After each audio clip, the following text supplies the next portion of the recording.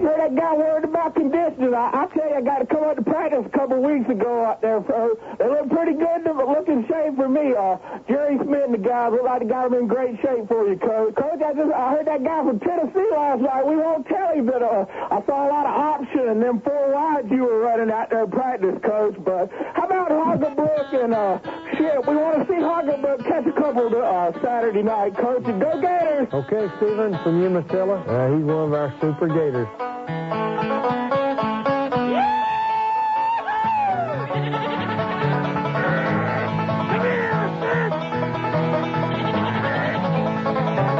Sports Time 7:06 speaks for itself.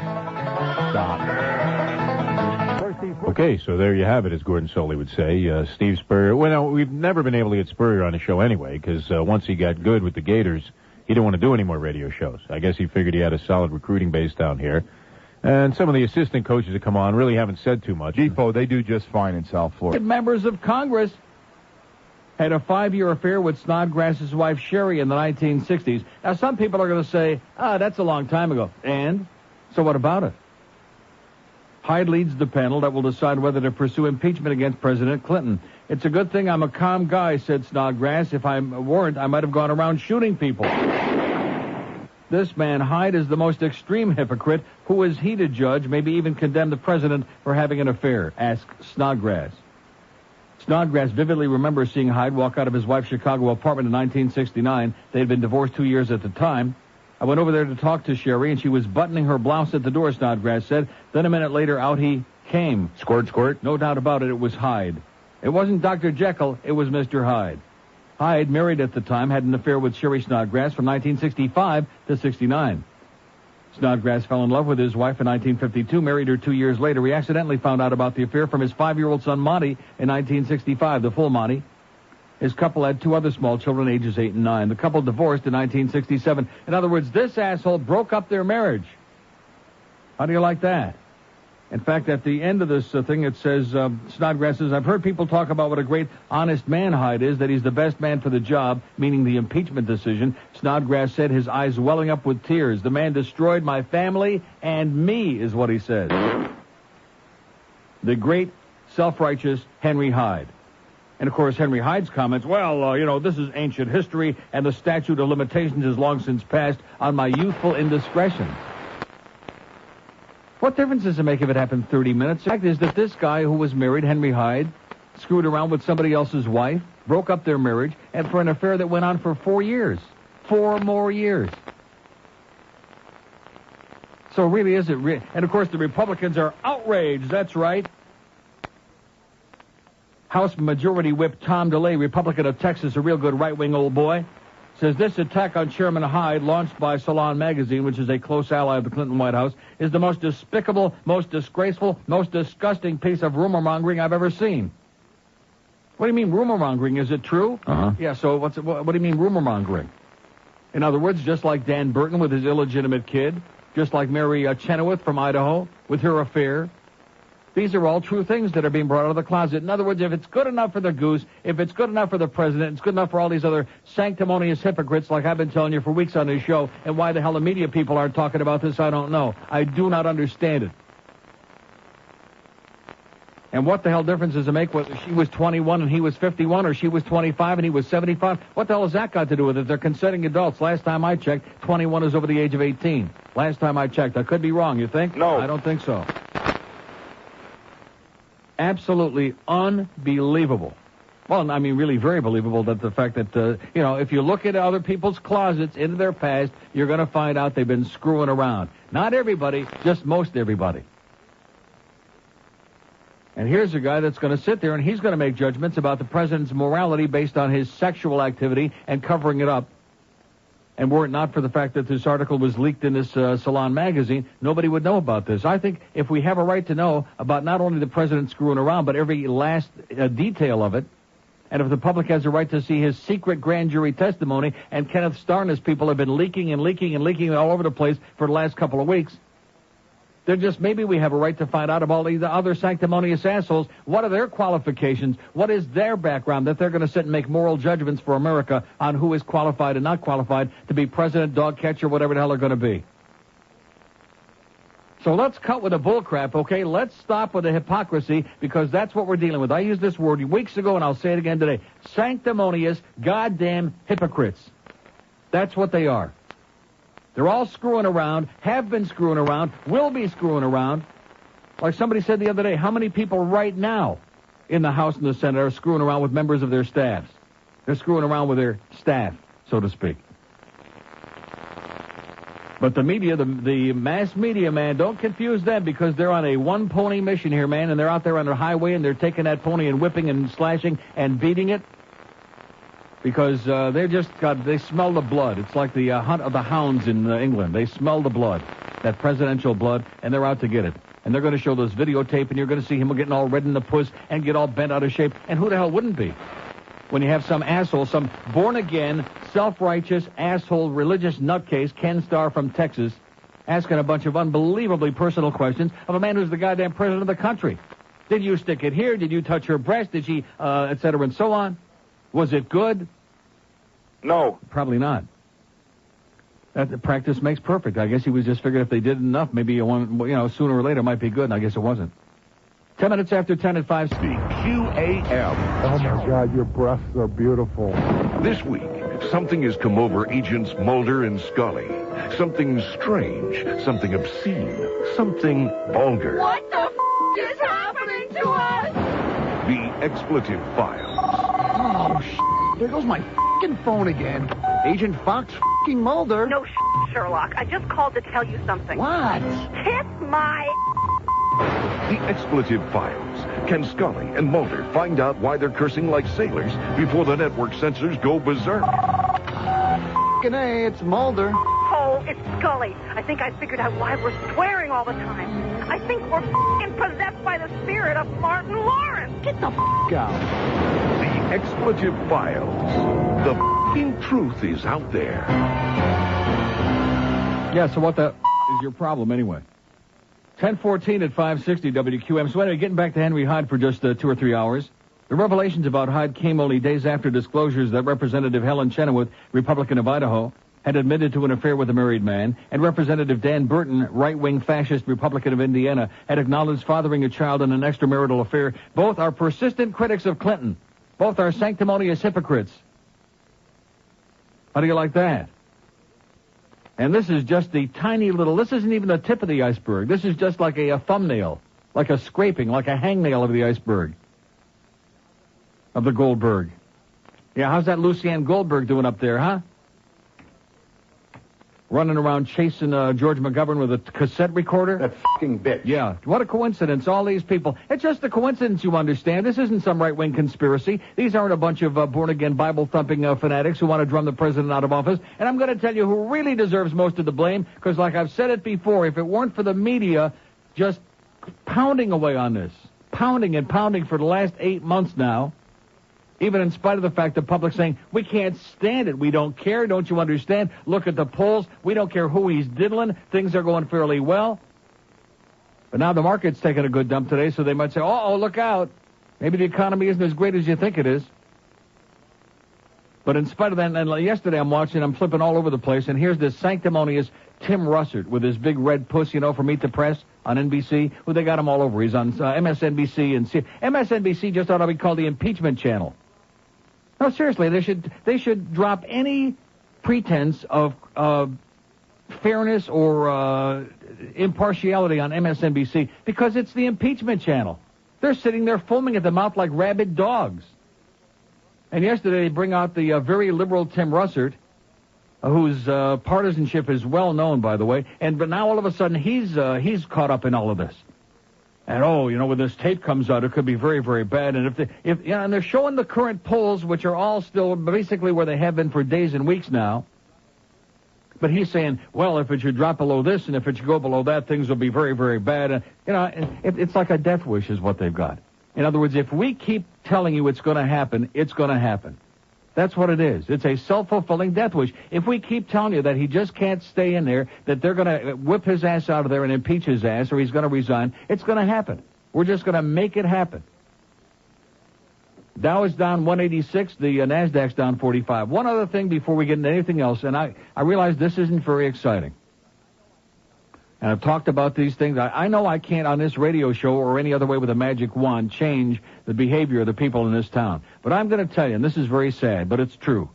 I believe that within the next, who knows, couple of months, somebody who's listening to me right now is going to be dead because of the red light runners. You cops out there, I'm going to tell you, I understand that you don't make the policy, and I realize I was thinking about that coming to work today after this episode, which I'll relay to you. I mean, it's very difficult to catch people red and red lights when there are 10 of them at the same time. No, I mean, it's easy to set up speed traps with a radar. You do that off the side of the road. You catch them, like shooting fish in a barrel, and you can single out, identify who the cars are. But when you got all these people turning... They could double their profits. Now, let me give you an example of what it was this morning. I went to get a haircut before I came to work, so I went out Broward Boulevard to a university. And I'm over there right by the Broward Mall, corner of Broward University. I'm going to make a right-hand turn. And now the left turn lights are green, okay? The people going east are going left, and the people coming west are going left. Now the light turns yellow. So at this point, I'm assuming that people are going to start stopping. Of course not. Now, listen to this. The red arrow for the left turn on my side turns red. So it's red on the other side because now the green lights for straight-ahead traffic come on. So there is no question. This is my hand to the sky to Madeline Murray O'Hare, okay? 10 cars. 5, in other words, there are 2 lanes that turn each way off of Broward Boulevard on the university. 5 pairs of 2. Is there any other kind of a pair? 5 pairs of cars. In other words, 10 cars continued after the red light, and the lights were green for going straight ahead. And thank God nobody went straight ahead, because now the way you drive in this town is, okay, well, let's sit around and wait and see when they decide they're going to finally stop. And I saw 2 more examples of this before I finally got on the goddamn Hershey Highway to come to work this morning. You people who drive like this belong in jail. You're trying to kill people. I never saw anything like it in my life, and it gets worse and worse and worse. And you sit there and you're like, what in God's name are you doing? Yesterday I'm driving on, what the hell was it, on Pine Island. And it's a red light. And I'm over in one lane. There's some dark-complected guy in a van in the middle, or a truck, some kind of a little truck. And he starts edging forward. Keep in mind, the light is red. He starts edging forward, and he just goes. Like 20 seconds later, the light changed, but he just goes. Like, the light is red, but I'm going to kind of inch forward and see if I can go. I'm going to go because I'm in a hurry. I don't have time for this. We have basically anarchy on the roads of this town. I can't speak for the rest of the state because I don't spend that much time in the rest of this state. But we have anarchy on the highways, on every road, on every street, every place where there's a stoplight. And I am begging you people, whoever make these decisions on what law enforcement are going to, as far as traffic enforcement is concerned, you've got to do something about this. Because I'm telling you, somebody who's listening to me right now is going to be dead in the next few months, and maybe several of you, if this doesn't stop. Most frequent cause of accidents and death. Intersections. Because, what kind of conscience? It's one thing to run a light, okay? It's yellow. We've all done it. I try not to do it. In fact, if I know that I just, didn't even quite make it, if it was close, I feel really bad. Like, why the hell did I do that? But, running a light like 15 seconds after the light has changed, and we've got all these cars, and, of course, they come pouring around there. Because they're now, instead of slowing down because the light is red, now they're accelerating because they want to see if they can make it. And, of course, what happens in the meantime in that line of cars when somebody is accelerating like crazy, but the person in front of him decides he's going to be the one that stops and obeys the law? Uh-oh. So there are so many possibilities for some of you people getting killed by these assholes. I'm begging you porkers out there, to go to your superiors and say, we have got to have a massive crackdown on the red light runners in this town because it is out of control. It's insane. And I guarantee you that those of us who may be going 42 or 45 miles an hour on Hiatus Road, where there are no houses, where there's nothing but a canal on one side and a bunch of trees on the other side, are not posing any threat to human life, limb, or property, okay? So how about giving up all that bullcrap with these speed traps? I know it raises a lot of revenue. If you want to raise a hell of a lot more revenue, and I know I just don't know how you do it, how you get 10 people doing that. See, the logistics of that are very difficult. when you've just had 10 people run a red light. And I'm not talking about run a yellow light that's just changing, it's real close. I'm talking about people barrel-assing around a corner running a red light when the other light for straight-ahead traffic is as green as a goddamn Christmas tree. We're talking crazy people out there driving around. I don't know about you, but my mother says to me a couple of weeks ago, well, we had that plane crash. You're really pushing your luck. You do all this traveling. I said, I'm going to tell you something. I feel a hell of a lot safer on any commercial jet any day of my life than getting in my car and driving even just a few blocks from my house to the bank, to Publix, wherever the hell I have to go. And that's not an exaggeration. Because every time you get in the car in this town, you're taking your life in your hands. These people are either on drugs, they're assholes, they're morons, they're banana boat people. I have no idea who they are. And maybe I'm getting a little bit whipped up to a frenzy about this, but I have never... It's escalating now to the point where there's no stopping these people. They just make up their mind kind of ahead of time. Well, I'm in a big hurry. It's, 8 o'clock in the morning. I got somewhere to go. Yeah. Well, too bad. It's a red light, asshole. I'm serious. 2 lanes of left-turn traffic comes barreling out of there. And luckily, I'm going to make a right turn, but I'm like third in line, so there's none of us moving at all because you see this, you're terrified by this anarchy that's going on. Like, am I going to pull out, when I have the light and some other asshole is going to come, like happened to me that time down at IOD on this, near the 79th Street Causeway. I'm taking what was on 10th Street or whatever that side street was there, the shortcut to the Causeway? 10th Ave. 10th Ave? And I'm taking my little strawberry shortcut with my nice blue, whatever year it was, Corvette. And I'm sitting there, and the light turns green, and I, pause. You always pause in this town. Pause a second or so. I hit the gas, and all of a sudden I see out of the, thank God I got a little peripheral vision, and here comes this asshole in a pickup truck, and he floors it because he thinks he's going to run the light. You can't run the light after it's already turned red, asshole, and you're like 50 yards from the intersection. But he did. So luckily, when you got a really fast car, I floored it. I just knew that because otherwise he would have hit me right in the passenger on the driver's side at the door. So he did nail me, but it was like on the ass end of the Corvette, and, God, I got a stiff neck now, That's what I should have said. What a sucker I am. No, but seriously, this guy could have killed me there because people in this town they can't be bothered with traffic lights. There are some of you out there listening to me right now who do this stuff, and I'm going to tell you, you belong in jail. And you drunk drivers, I don't care what Richard Essen or any of these other fakers tell you, you belong in jail. If you think that you can get in a 2,000-pound automobile and go out there and just do whatever you want and maybe kill some people, then you belong in jail. Murderers and attempted murderers, they belong in jail. Let the people smoking a little weed, let them all out, and let's put the goddamn highway murderers in effing jail is what I say. And take away your goddamn license and your registration and your plates and every other goddamn thing. And let's start, instead all this bullcrap, this phony horseball bullcrap of, we're trying to condition the public and get you to drive better. Yeah. Oh, you're doing a magnificent job, guys. You're doing a sensational job. Because this is the old propaganda that speed kills, right?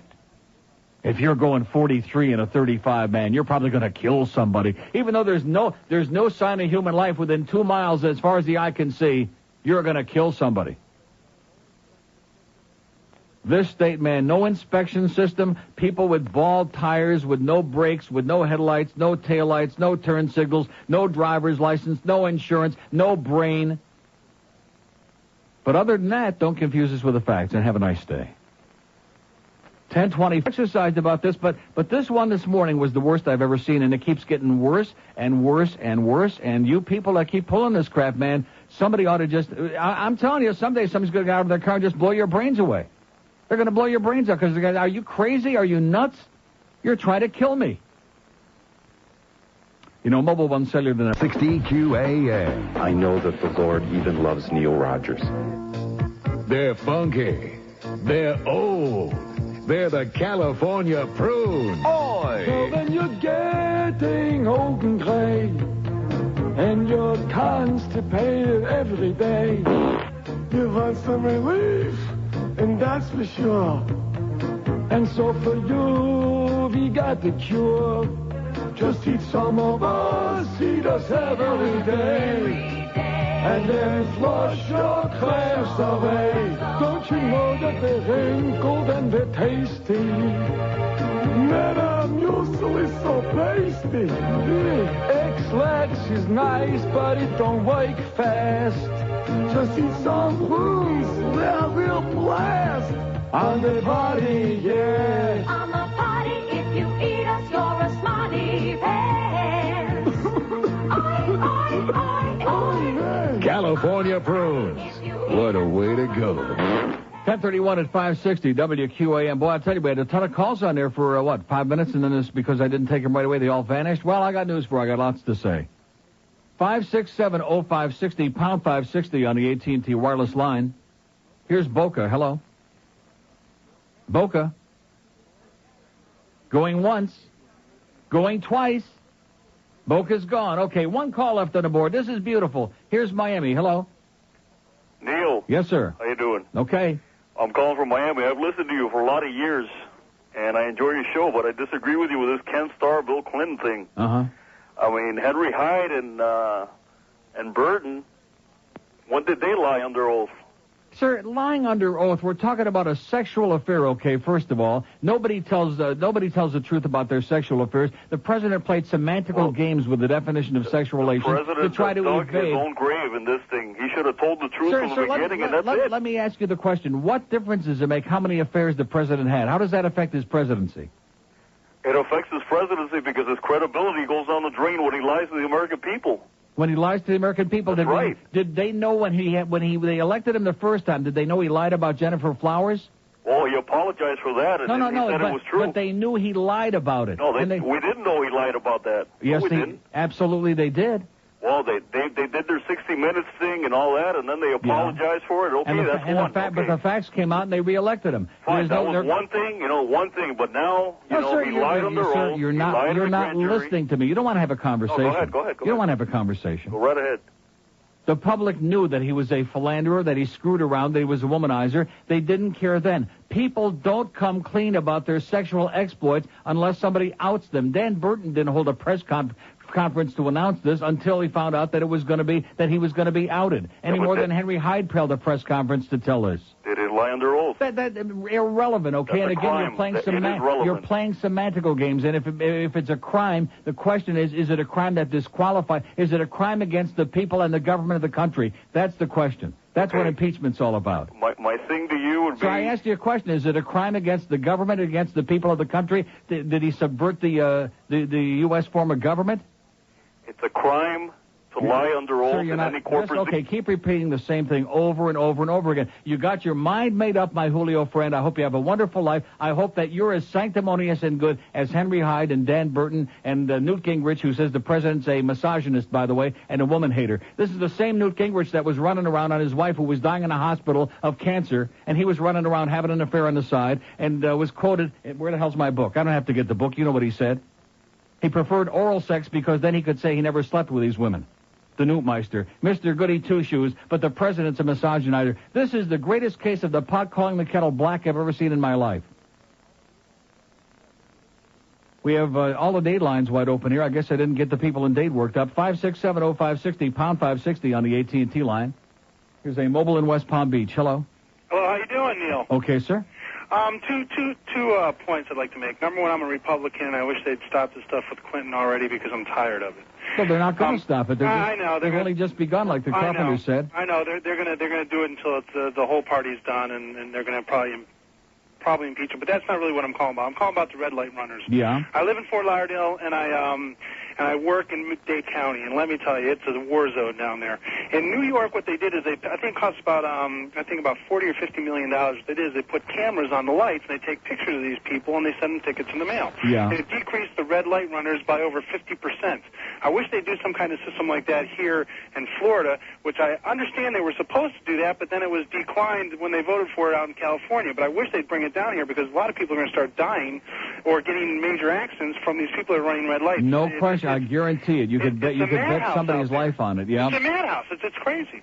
Anyways, that's what I wanted to call. And what kind of people are these people? I mean, who does something like this? I mean, it's one thing if it's close, if you just barely, you're in a big hurry, you run it, maybe you made it by a little or you didn't make it, but nobody is going to be taken off the other direction that fast. But to be the third and the fourth and the fifth and the sixth and the seventh person in line making a turn after the light has turned red, what kind of lunatic are we talking about? They don't care. That's basically what it is. It's the laissez-faire of everybody around the world right now. It's ridiculous. Okay, pal, get a good bicycle. Sure. I'll see you. Okay, we have an open line in Broward. 2 and Dade, 5670560, pound 560 on the AT&T wireless line. Here's a mobile in Boca. Hello. Mobile in Boca. What's the problem with Boca today, huh? What the F is going on with Boca? They're not there. Here's West Palm Beach. Hello. Hey, Neil, how you doing? Okay, sir. Two things with the traffic. I'm all with you with that, first of all. It's a nightmare out there also. I'm sure you've seen this before. You're sitting at the light, and you're at the straight-through lane, and the guy next to you in the left-hand turn lane, he's sitting at the red light, and he just decides, well, I'm just going to do a U-turn on the red. Oh, yeah, on the red light. Yeah, I see that all the time, yeah. God, I mean, that... I saw one yesterday. I'm going to the track last night, and there's a guy who's in a center lane, okay? It's a sixth lane. I forget what road it was on, Atlantic Boulevard or whatever.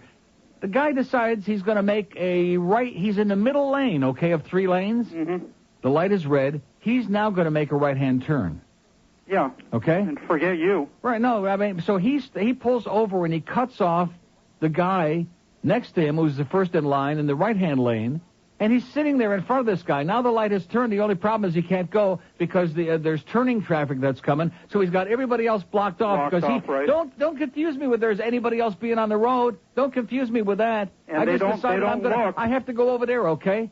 Right. And they figured if they don't look, then nothing's going to happen. If they don't look back I'm telling at anybody. you, man, this state, the way they keep sending dead people, people that are 90 years old, they get automatic renewals of their license if they haven't had a ticket. And, of course, nobody gets a ticket for going 10 miles an hour like the old people do. They haven't had a ticket. They get a 6-year renewal in the mail. They can be blind. They can be deaf. They can be dumb. They can be paralyzed. 6-year renewal in the mail. This is Florida for you, man. They don't give a crap about what's going on out there. Can I tell you one quick thing? Yes, sir. Well, I was going down the road, and some guy pulled out right in front of me, right? I'm going, Jesus Christ, man, I'm doing 50, and this guy just pulls out. So then he's cruising along, and we pull up to the light, and he's in the left, and he runs the left turn signal, right? I'm going, what an a-hole, and thank goodness there was a cop hanging a right. Oh, thank God. I don't see that. I never see it. Turns the lights on, I'm going, all right, yeah. All right, doing the cheer. Well, thanks for the good news. Okay, man. Have a great day. I never see that. We got a lot of porkers out there, and I understand they don't make the decisions. But they're out there with their little speed guns, their radar guns, and they, got the speed traps. And, you're going 3 miles an hour over the speed limit. Man, give me a break, okay? All you goody two-shoes, all you sanctimonious assholes out there telling us about how you're going to save lives because speed kills. Bull crap. People that are driving drunk and on drugs, they kill. People that just have no conscience and have no ability to drive, they kill. You can get a goddamn driver's license in a Cracker Jacks box in this state. Get off a banana boat. Hey, here's a driver's license. Here's a green card. Here's whatever you want. What do you need? Here's a voter registration card. Have a nice life. Here's an old beat-up brown Toyota, a Corolla, with no brakes, no headlights, no nothing. And have a great day. Have a good time doing it. This is America. Like those jitneys you were talking about the other day. All those banana boat people driving those jitneys around in Dade County. I've been talking about that for years. Hey, man, you're discriminating again. Get off the road. You can't drive. Those things are pouring the oil out of there. They're like in the middle of the road, and they just make whatever move they want to all over the road. They just move from the left-hand lane to the right-hand lane, back in the middle. Just get out of their way, don't you understand? Because they be doing something. I don't know what they're doing. This guy was stopped having a conversation with someone sitting on the bus bench with the door open. There you go. Yeah. Just no flashing he'd be having lights. a conversation, right? Just leave them alone. They're having a good time, right? Yeah, man. 20 beat idea that Ken Starr, this right-wing asshole from Texas, sat the president down there, actually had him over there in the White House on the cameras, and asked him the series of questions in detail in front of the grand jury.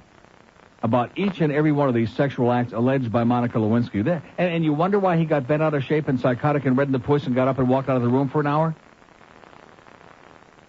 Who is there any person in the universe who would put up with that crap? No.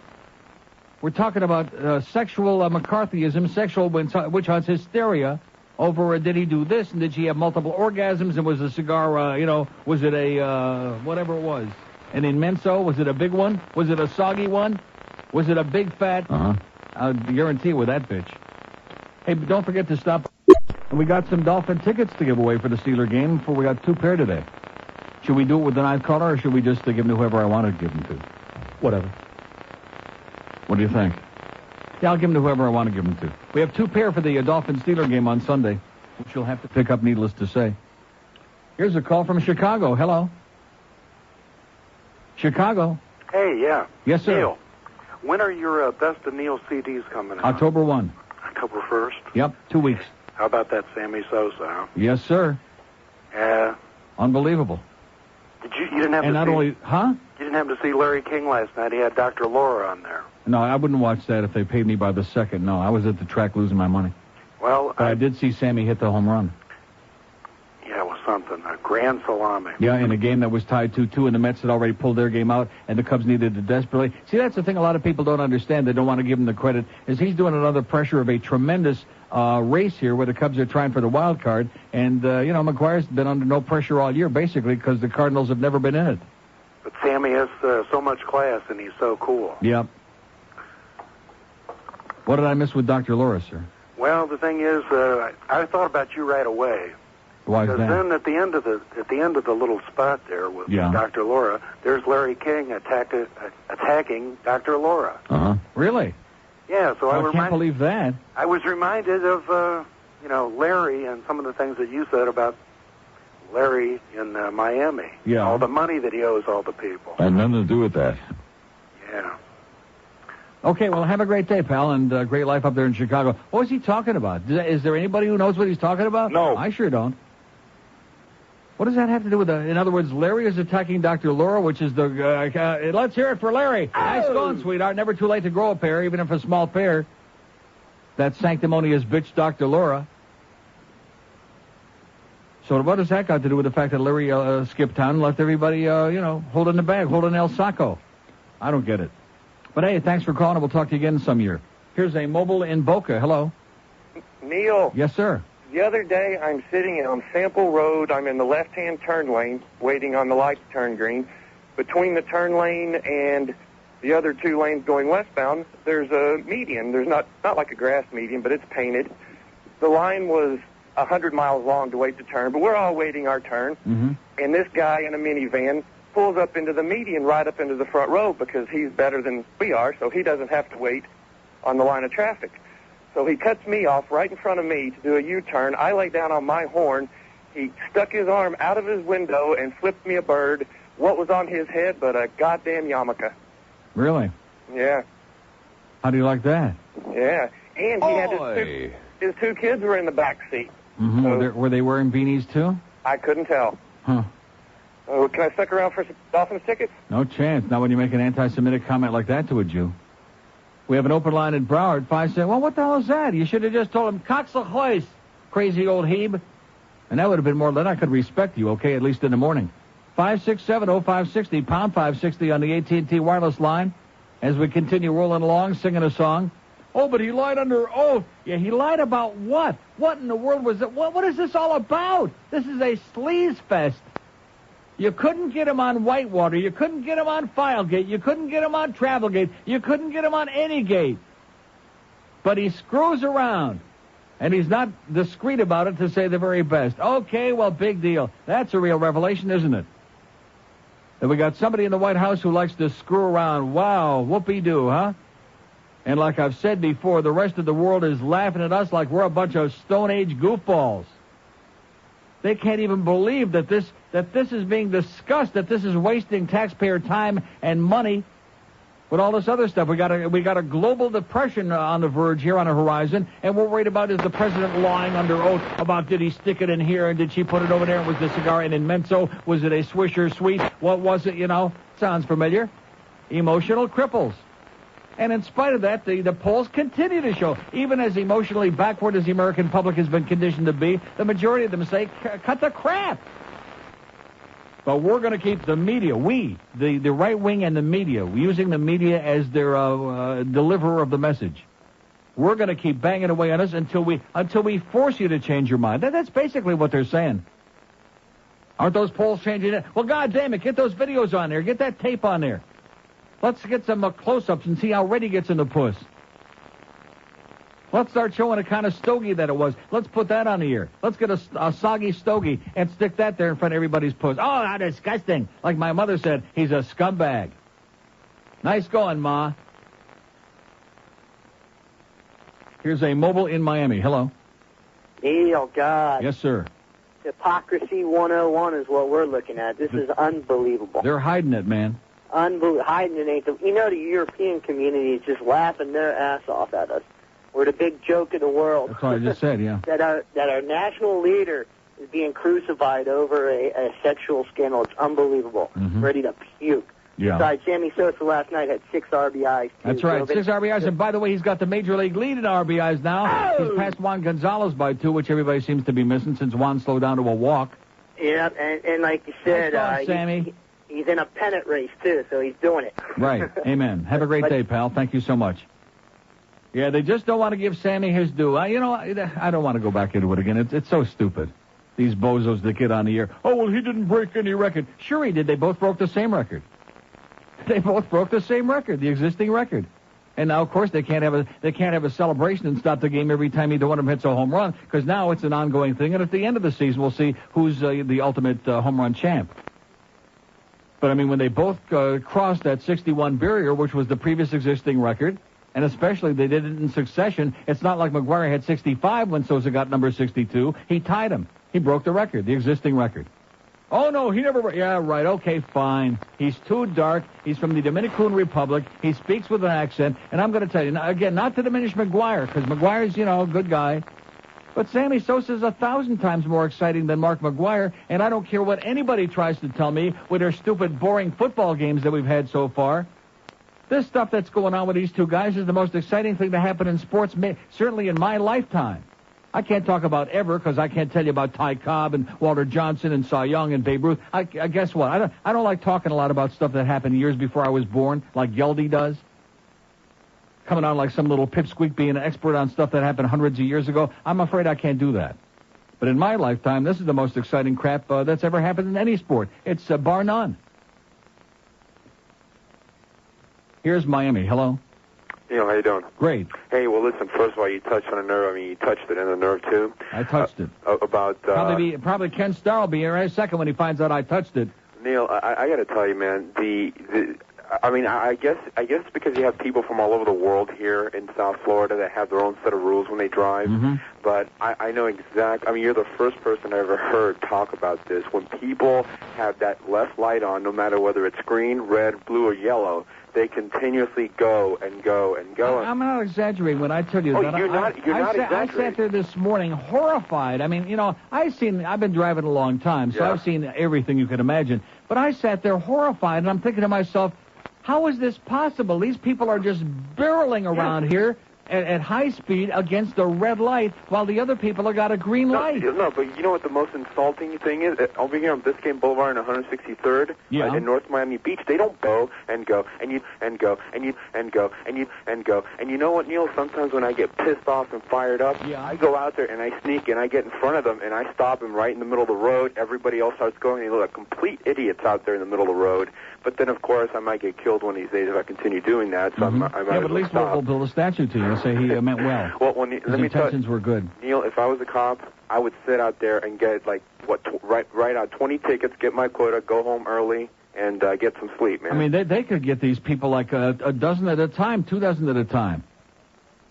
No sweat whatsoever. They're out there doing it like a bunch of bank robbers in broad daylight, and nobody's paying any attention. And the longer you let this kind of crap go on, the more they do it with complete immunity, impunity, or whatever the hell it is, with palmunity. Because they figured it out. I mean, when's the last time you ever saw anybody get pulled over for running a red light? I've never seen it in my life. But hey, who the hell am I? One time. Very good. Just like you got a busy signal on the Mine Spring one time.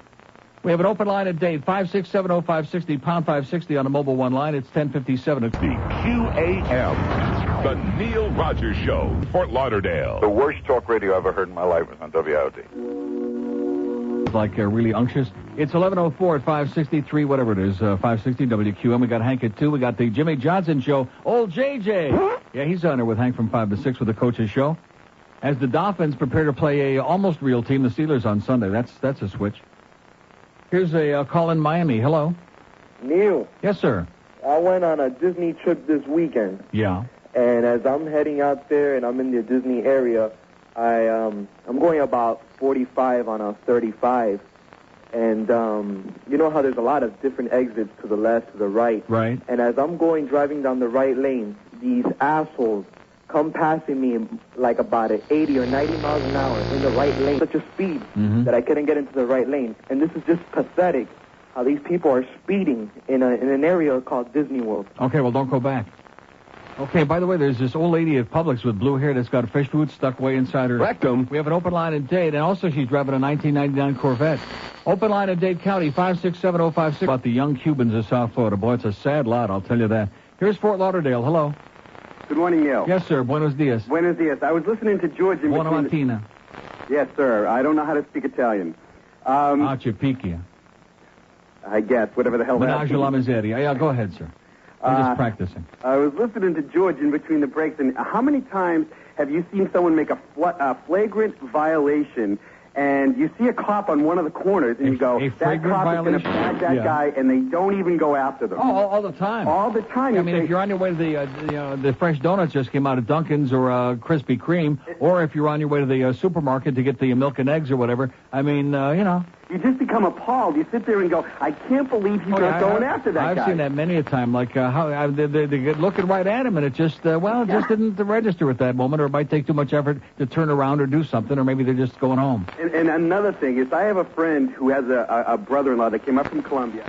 He went to get his driving test. He went to get the state of Florida driving license. So he what do you do, go to 7-Eleven, get some box of Cracker Jacks? Well, guess what, I think Crunch and Munch has got him this year. He failed twice. And he passed on his third time all in the same day. He passed on the third? On the third time. He failed twice. They didn't kick his ass out. They said, come back. Yeah. Can you imagine that? Yes. They gave it to him again. Well, but stop and think about this, okay? And I'm not exaggerating. Renewal licenses for 6 years in the mail. For 6 years. So in other words, if you're 95, they're giving you a license you can drive until you're 101. You may have just gone blind. You may be deaf. You may have, like, palsy, whatever you got. But the state just sends you a renewal in the mail. Hey, congratulations for not getting the ticket. Here you go out and kill somebody. It's a state problem. Yes. Listen, no kidding. I got my Panthers tickets yesterday. They arrived. Me too. They I'm glad arrived you in the reminded mail. me. That's right. Yep. And I got that little ice prize, the little ticket thing they give you. And not bad for $6,000, huh? Yeah, exactly. Okay, I'll see you there, pal. Thanks. Okay. Yeah, what a bunch of crap. Nah, they're nice. I like those tickets. Although I'll tell you one thing, I see bad stories. Oh. I told you Terry Murray was going to be tearing his hair out by the roots. He doesn't understand what he got himself into. Terry's a good guy. I don't care what they say. He's a really good guy. Says here, scrimmage looks like last year's team, coaches Shari Shea. And yesterday, he was just disgusted, and he took him off, oh, God. Nauseated with the scrimmage out there, and these guys going through the motions and no motivation, and he's pissed off and fired up, I'll tell you that. And he's not going to put up with the bullcrap that we saw last year, but the only problem is he's inherited primarily the same bullcrap team that we had last year without a goaltender. But they say Sean Burke made a couple of great saves in practice yesterday. Oh! Boy, Sean, the fine goaltender of the Panthers, as Defoe introduced him yesterday morning. The fine goaltender. Yeah. Okay, Defoe. You keep sucking away, sweetheart. Here's a lady mobile in Pembroke Pines. Hello. Hi, Neil. Yes, ma'am. You know, in reference to these drivers, yes, I see them. I work in the emergency room, and I see these old codgers, 90-some years old, and they're driving, of course, and they always are in an accident. It's never their fault. And you say to them, what is the deal with you? Maybe you should give up driving. Oh, I drive perfect. Yeah. I've never gotten in an accident. But no, they don't get in accidents. They cause the accidents because they're going so slow and erratically, and they're so terrified that people that are desperate to try to get around them do erratic and desperate things, and then they're the ones who wind up getting into wrecks. Their reflexes are like snails. Right. They should have some sort of rule maybe every year. They have to go. Well, they've tried to do that, and, we've got the gray Panthers here in Florida, and, boy, you don't want to mess with them because they have a lot of time on their hands. They go out and vote. So every time they try to pass any law that would require them to retake a driving test or do anything, oh, no, we're not going to do that. We're going to vote you out of office. It's terrible. Yeah. I went to go get my license renewed, and there was this old guy who was, very bent over, could barely walk. They're telling him to look in the that little vision box. Yeah. He's saying, I can't see. Where's the box? Yeah.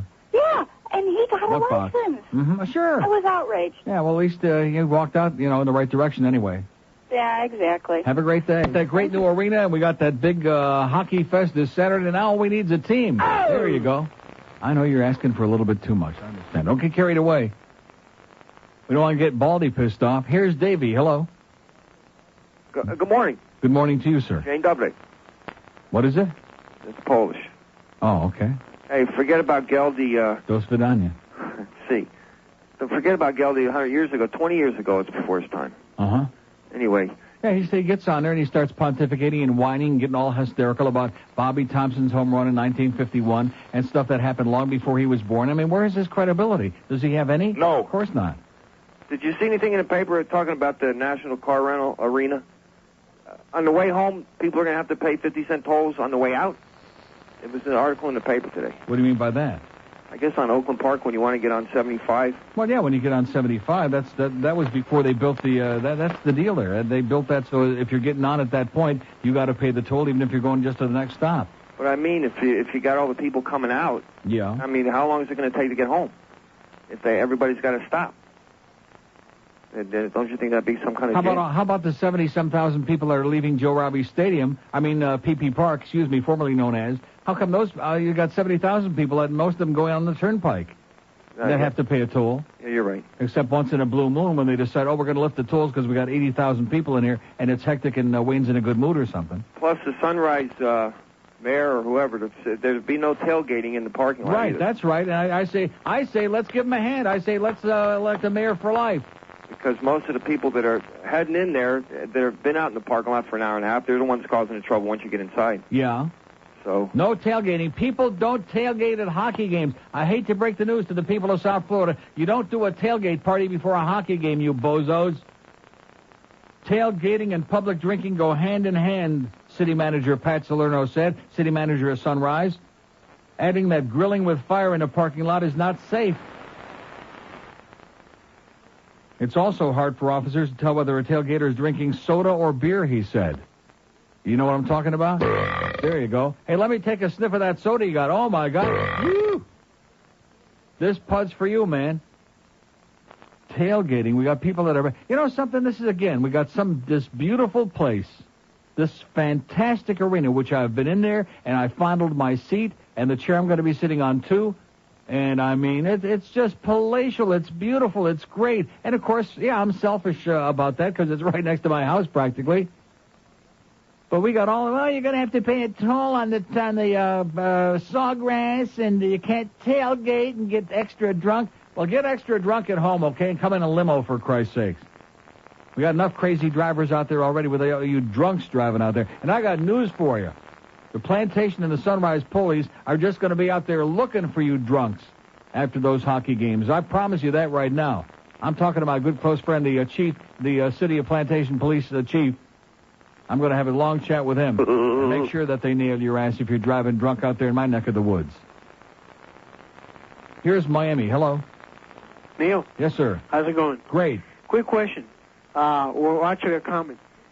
Don't you think that the biggest thing that is really with the thing with the president now is more of the media than anything else? Yes. I mean, they're inflating this so much, and they're trying to make it something they won't stop. They just keep pounding it, no matter what the polls show day after day after day. They show you the numbers, but then they start banging on it again, and he's in big trouble, and now they're going to release the videotape, and now they're foaming on in the House this morning. They showed a couple of minutes ago on CNBC. They're showing these, they're just foaming at the mouth. And even the chairman of the Democratic National Committee now very self-righteously says, we will not give any election campaign funds to any Democratic candidate who, makes a personal attack against his opponent.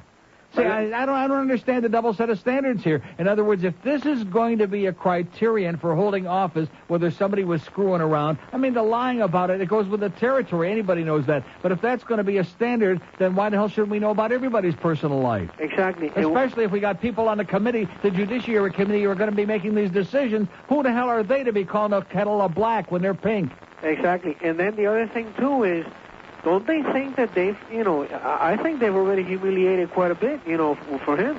Yeah. I mean, it's like, enough is enough. Right. I mean, every grotesque detail, every intimate. I mean, who cares? Right. Really, I mean, the only thing that I'm concerned, for example, is make sure that he's running, the country the way he is, which I think he's doing a pretty good job. Yeah. And that's the only thing that we all should be concerned about. Whatever else he does in his private life is between him and his family. Time for these people to cut the crap. That's right.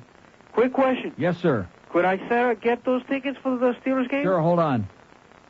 Give him those tickets. He's one of your people. He's sucking around. I think he's Puerto Rican. I don't care what he is. He's a good guy, and he's, maybe he doesn't even like Clinton, but he said all the right things, and he pressed my buttons. He's got a pair. We got another pair. Don't panic. Not that I'm going to give him away right away, because that would be... we want to milk him as hard as we can. Even Elsie the Borden cow. Even Janet Reno never got milked like this. Oh, you shouldn't say Janet Reno right after you say Elsie the Borden cow. That's really a very poor taste, I'll bet. Yeah, this is the most despicable, the most disgusting... Oh, and then they're saying that they warned, the committee has already warned the people in the White House and anybody else that any attempt to interfere, that any more of these leaks, these personal scandal leaks, will be construed as an attempt to interfere with the work of the committee, and therefore these people can go to jail for it. They're going to be in violation of the law. So my question is, who's doing the covering up? We got all these sanctimonious right-wingers who are, they're starting to be dragged out of the closet. But, if you bring that out, we're going to put you in jail. Huh? How do you like that? So it's only the president's penis. That's the only one we're concerned about now. We don't even care about Peter North's anymore or anybody else. All we care about is the president's penis. And that one soggy cigar, and that stain on the dress, etc., and so on.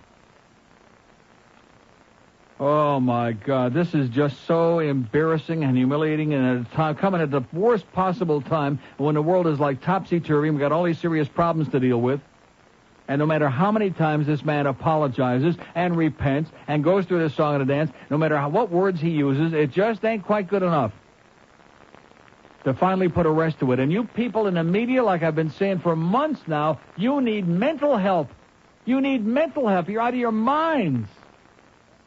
They just keep banging you and whipping you into a frenzy with this. Here's Miami. Hello. Hello. Yes, sir. What's going on, Neil? Not much. Hey, do you think it was a torpedo or a Churchill? Don't say Weinstein Churchill. No, Neil, honestly, what I called to talk about was Sammy Sosa. I think it's unfortunate. I don't think they thought he was going to make it, and that's why they did what they're doing to him. What do you mean they didn't think? How long does it take to put something? He's younger than McGwire. He's coming into his prime now. He's peaking, what difference does it make how many he hit last year? How many did Roger Maris hit? He never had more than 39 any other year except the year he had 61. What does that have to do with anything? Contest, believe me. That'll be worse your life than giving it to Malone when they should have gave it to Jordan. You can bet Henry Hyde's life on that. Okay, whatever you say. We have an open line in Dade, 567-0560 and pound 560 on the mobile line. Tailgating and scalping banned at the arena. There you go. The scalping thing. Come on. Grow up already. Well, what is the big deal with that? Why is scalping such a big deal down here? You go to Toronto, right there on Carlton Street by Maple Leaf Gardens on the day of a game. There are guys running around with fistfuls. You want golds? You want greens? You want reds? What do you need, eh? Need a couple of golds, eh? They got all the tickets you want, and they don't get busted. Nobody pays any attention. Man, the tailgating, get rid of it. We don't need tailgating at hockey games, okay? Next thing you know, we're going to have too many Schwarzers on the team. Don't we already have Peter Worrell and Kevin Weeks? Well, Kevin ain't signed, but, we already got a couple of Schwoes on there. That's enough for right now. Let's not overdo it. But tailgating, when you start bringing that football-type mentality in there, we don't want that. We don't want any violence in our game. You know what I'm talking about? That's right. Here's Pembroke Pines. Hello. Hey, how you doing, Neil? Okay, sir. I mean, tailgating. Why are you going to tailgate? Number one, it's not just the hockey events. Are you going to tailgate for the Elton John and Celine Dion concert? Oh, sure, yeah, especially Celine Dion. You got to get good and drunk to enjoy her singing. I mean, even if you're high, you can't even, do that. That's true. Even if you're doing magic mushrooms, you couldn't stand that, her puss.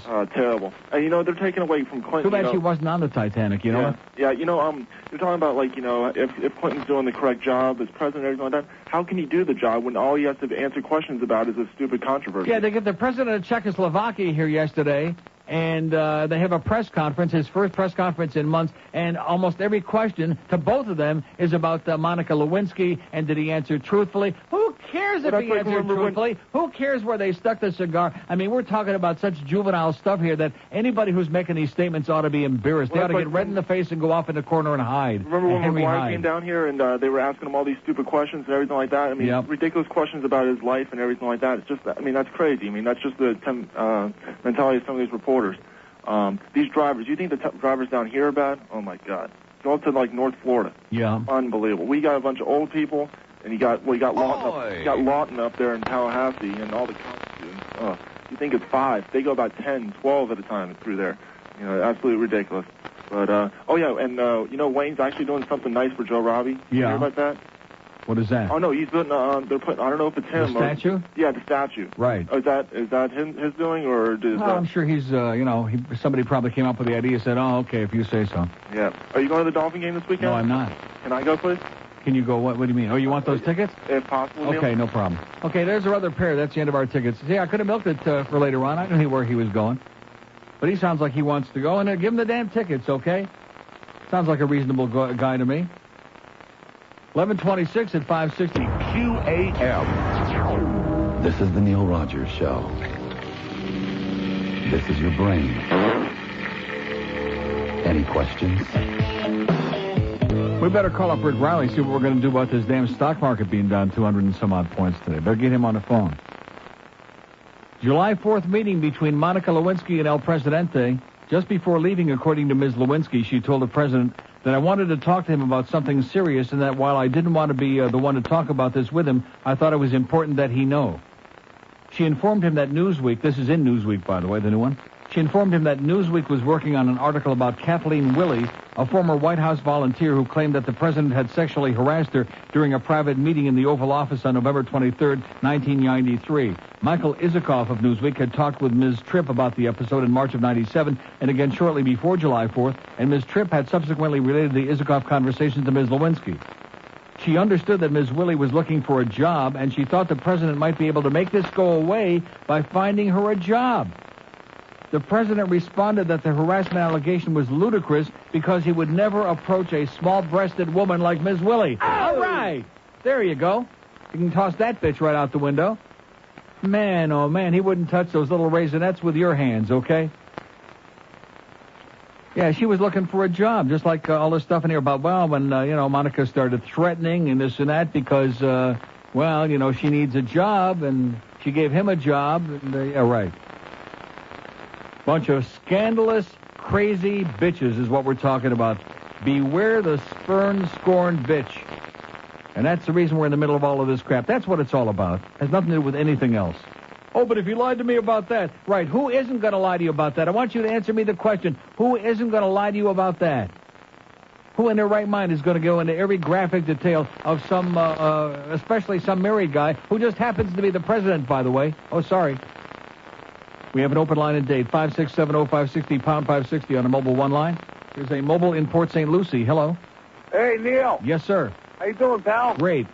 Listen, I just want you to know, my father just turned 88 about 3 weeks ago. Oi! He got his 6-year renewal in the mail. All right. Great. He called me up to tell me how happy he was. I went over there the next day, had a long talk with him. I've taken his license. My father can't even operate the garage door opener, let alone drive. I took his license. Now I said, Pop, if you need to go anywhere, my wife or I will take you wherever you need to go. There you go. And now I'm in the process of selling his car. Excellent. He doesn't need to be driving anywhere. Good work, pal. You're welcome. Congressional Medal of Honor to this guy. Take that driver's license away immediately, if not sooner. I think the only old fart that ought to be able to drive is my mother. Other than that, take all the rest of them, take their license away right now. Get them off the road. You only say that because you don't want to have to drive her around everywhere. Good point. Well, I'm not. No, she can drive okay, and the good thing about her is she doesn't drive very little. She goes to the store. She comes to my house when I go on vacation. That's about it. She don't go out there diddling all around like a lot of these other crazy people. Open line in Broward, 5670560, pound 560 on a mobile one. Oh, I haven't even told my Baskin-Robbins story yet. So yesterday, and now I feel better because I found out that Fat Joe ate that pint of dulce de leche, the Haagen-Dazs yesterday, or at least some of it, most of it, all of it, 2 of them. Did you like it? Oh, yeah. See, he's oh, God, his taste is so bad. You know, if you're going to be fat, at least be fat eating good food. No, seriously, that's a good... If you're going to eat ice cream, don't eat crap. Dulce de leche, my ass. It's crap. Exactly. I couldn't have said it better myself. So I leave here. I go and get my mail, which it's trickling. It's coming in. And then on the way, I figure it's right on the way. I'll go up University Drive there, and I'll stop at my Baskin-Robbins there north of Sunrise Boulevard and get me like that Jamocha swirl I talked about, the sugar-free that was so good. Instead of going and getting something loaded with sugar in there, you know. So I walk in there, hey, the guy's on. Neil, how you doing? You know, always that deal. They all know Neil. Guy's name, I think, is Miles. How you doing, Miles? You're okay in my book. Good guy. Didn't let me pay for it, by the way. So, and they don't have it. I said, how's that sugar-free stuff? You mean the Jamocha swirl? I said, yeah, that's why we don't have it anymore. He had heard me talking about it, but unfortunately, the Baskin-Robbins people stopped making it. I was just talking about this the other day. Every time I find something great, they stop making it, whether it's Arby's, Wendy's, now Baskin-Robbins. And then this damn Haagen-Dazs, it says limited edition on these caramel brittle crunch bars. You better go out and get them now. These caramel ice cream with caramel swirl dipped in Haagen-Dazs milk chocolate coating and peanut brittle crunch bars. Oh, God. Those will put a tingle deep inside your rectum and other parts that we can't even mention on the air. Even your uvula will be flapping when you taste those. So anyway, they don't make that anymore. So I had some of the low-fat stuff, which... and thank you very much, Miles. You're a good guy. You're okay by me. Yeah, Baskin-Robbins at least is good ice cream. I don't think there's anybody who would dispute that. But Haagen-Dazs is... crap. Yeah. And you're putting on that would be like going out and going to the Olive Garden and having an Italian meal or something like that. I say Italian meal? Yeah, right, pseudo-Italian meal. Jeez, I mean, get with it. If you're going to be fat, which you are, and so will I, at least eat good stuff that's fattening. Not a bunch of crap. 22 till noon at 560 WQM. Mandich call the game starting at 1. Only on Sports Radio 560 QAM. Liberty, Parrot, Cuba. Liberty, Parrot, Cuba. As prosecutor for the right, you're like a Nazi from the old Third Reich. Up Clinton's anus to find anything, like women who like it in between. What's your problem, Kenny Starr? Don't you think you've gone too far? Everybody thinks you are like Joseph McCarthy. Did you know that Joe McCarthy was gay? Looked kinda like you can, except he never bathed. He kept Roy Cohn close by his side until he got fired, went broke and died. What's your problem, Kenny Starr? It's too bad Edward Murrow's gone. He would want to take you on like Joseph McCarthy. Creep, creep, creep, creep, oi! Creep, creep, creep, creep, oi! Creep, creep. So here's a fact that says John Ford is absolutely the worst talk show host in the history of broadcasting. Oh! Someone finally has surpassed Joey Reynolds. I never thought I'd see the day that would happen. P.S. And I didn't see this because I was at the track last night losing $90. P.S. Those assholes at Whammy screwed up the end of your 10:30 show last night. By the way, I want to congratulate Terry Kerr on a miserable performance at Pompano Park last night. Thanks a lot, Terry, huh? Somebody steer him in the right direction, okay? Oh, man, is he killing us. Okay, where are we going? Here's a mobile in Miami. Hello. Hey, good morning, Neil. Yes, sir. Hey, listening to that Ken Starr thing, I've noticed that every time they show him in the news, he has that smirk on his face. Yeah, like he's got a smirk on his puss, and he's got that coffee decanter, that jug. He's got a jug in his hand. reference to that fact I just sent you, it's true. I was watching the show last night, and the last couple of seconds, you were talking, but it was, I guess it cued in the voice of the, telling people what they were going to show next on Whammy. Yeah. And that was what was being heard, not So in your other words, voice. they stepped on me? Is that what you're saying? They stepped on me on that show on Whammy last night? All over you, sir. Oh, nice. All Nice over going. All right, I man. probably got the footprints on my rectum, if you know what I mean. Have a great day, pal. Take care. Thanks for the good news. They're stepping on me on Whammy now. That's probably because they didn't want to hang around here for Stephanie and Rob to give me some kind of propaganda. What was that all about? Why is he always so mysterious? Why can't this man just come out and spit it out, so to speak? Why can't he just say what's on his mind? He's always like, but he's dancing around the edges, around the periphery of whatever he wants to say. And I just, I don't have like 75, 80 hours a day to wait for you to come out and spit it out, Rob. We have an open line at Dade 5670560 and pound 560 on a mobile one line. And by the way, George has been warned. You only get 2 warnings on this. If he ever makes a comment about Danny from Whammy's feet again, he's out. That's it. Here's a mobile in Sunrise. Hello. Neil. Yes, sir. Hey, how's it going? Okay. My brother-in-law works over at the new arena doing the communication work. Right. And he saw the practice the other day. He said that Sean Burke was like a brick wall, and Kirk McLean was just lighting everything. Like I said, well, I got news for you. It'll be the today it'll be the opposite because between the two of them, they're both very inconsistent. And I'm hoping for the best. Maybe Sean Burke, with a change of scenery, will wake up and be consistent, but he never has been in his career. Okay, one other and thing. Keep in mind, he's been on 100 different teams in the last year. Yeah, that's true. One other thing. Speaking about bad drivers, Yes, kind sir? of on the same thing. I'm working out by the airport, and I just watched the same plane miss twice on a landing. It flew back around again twice. In other words, they aborted the landing? They bolted the landing. Is the weather real bad out there? No, I'm perfect. It's blue skies. Well, maybe they're practicing. Practice makes perfect. Of course, I don't know if I could say it, but you probably blank it out, but it's fine air. Okay. And they crashed once already. Why would I blank that out? You know how their pilots must be. And what I've always said, and that other one, I don't want to mention value jet, but when you see a plane with a clown laughing at it, that's not always a good sign. Have a great day, pal. It's Air Tran now. Okay. Okay, whatever you say. He's picking on the airlines. Yeah, that one time coming back from Amsterdam on Martinair, we aborted the landing, and I've told this story many times.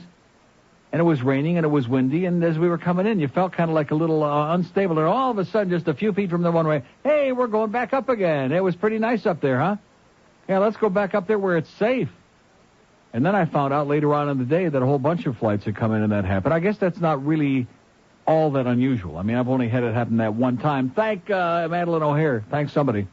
By the way, do you ever see Madeline again? No. She run off with the money? Uh-huh. Good. Hope she has a good time with it, that old bitch. Wrinkled up old bag. What's she going to run off with money for? We have an open line at Broward, 5670560. That is a mysterious thing, though, isn't it? That she just vanished from the face of the earth, Madeline Murray O'Hare?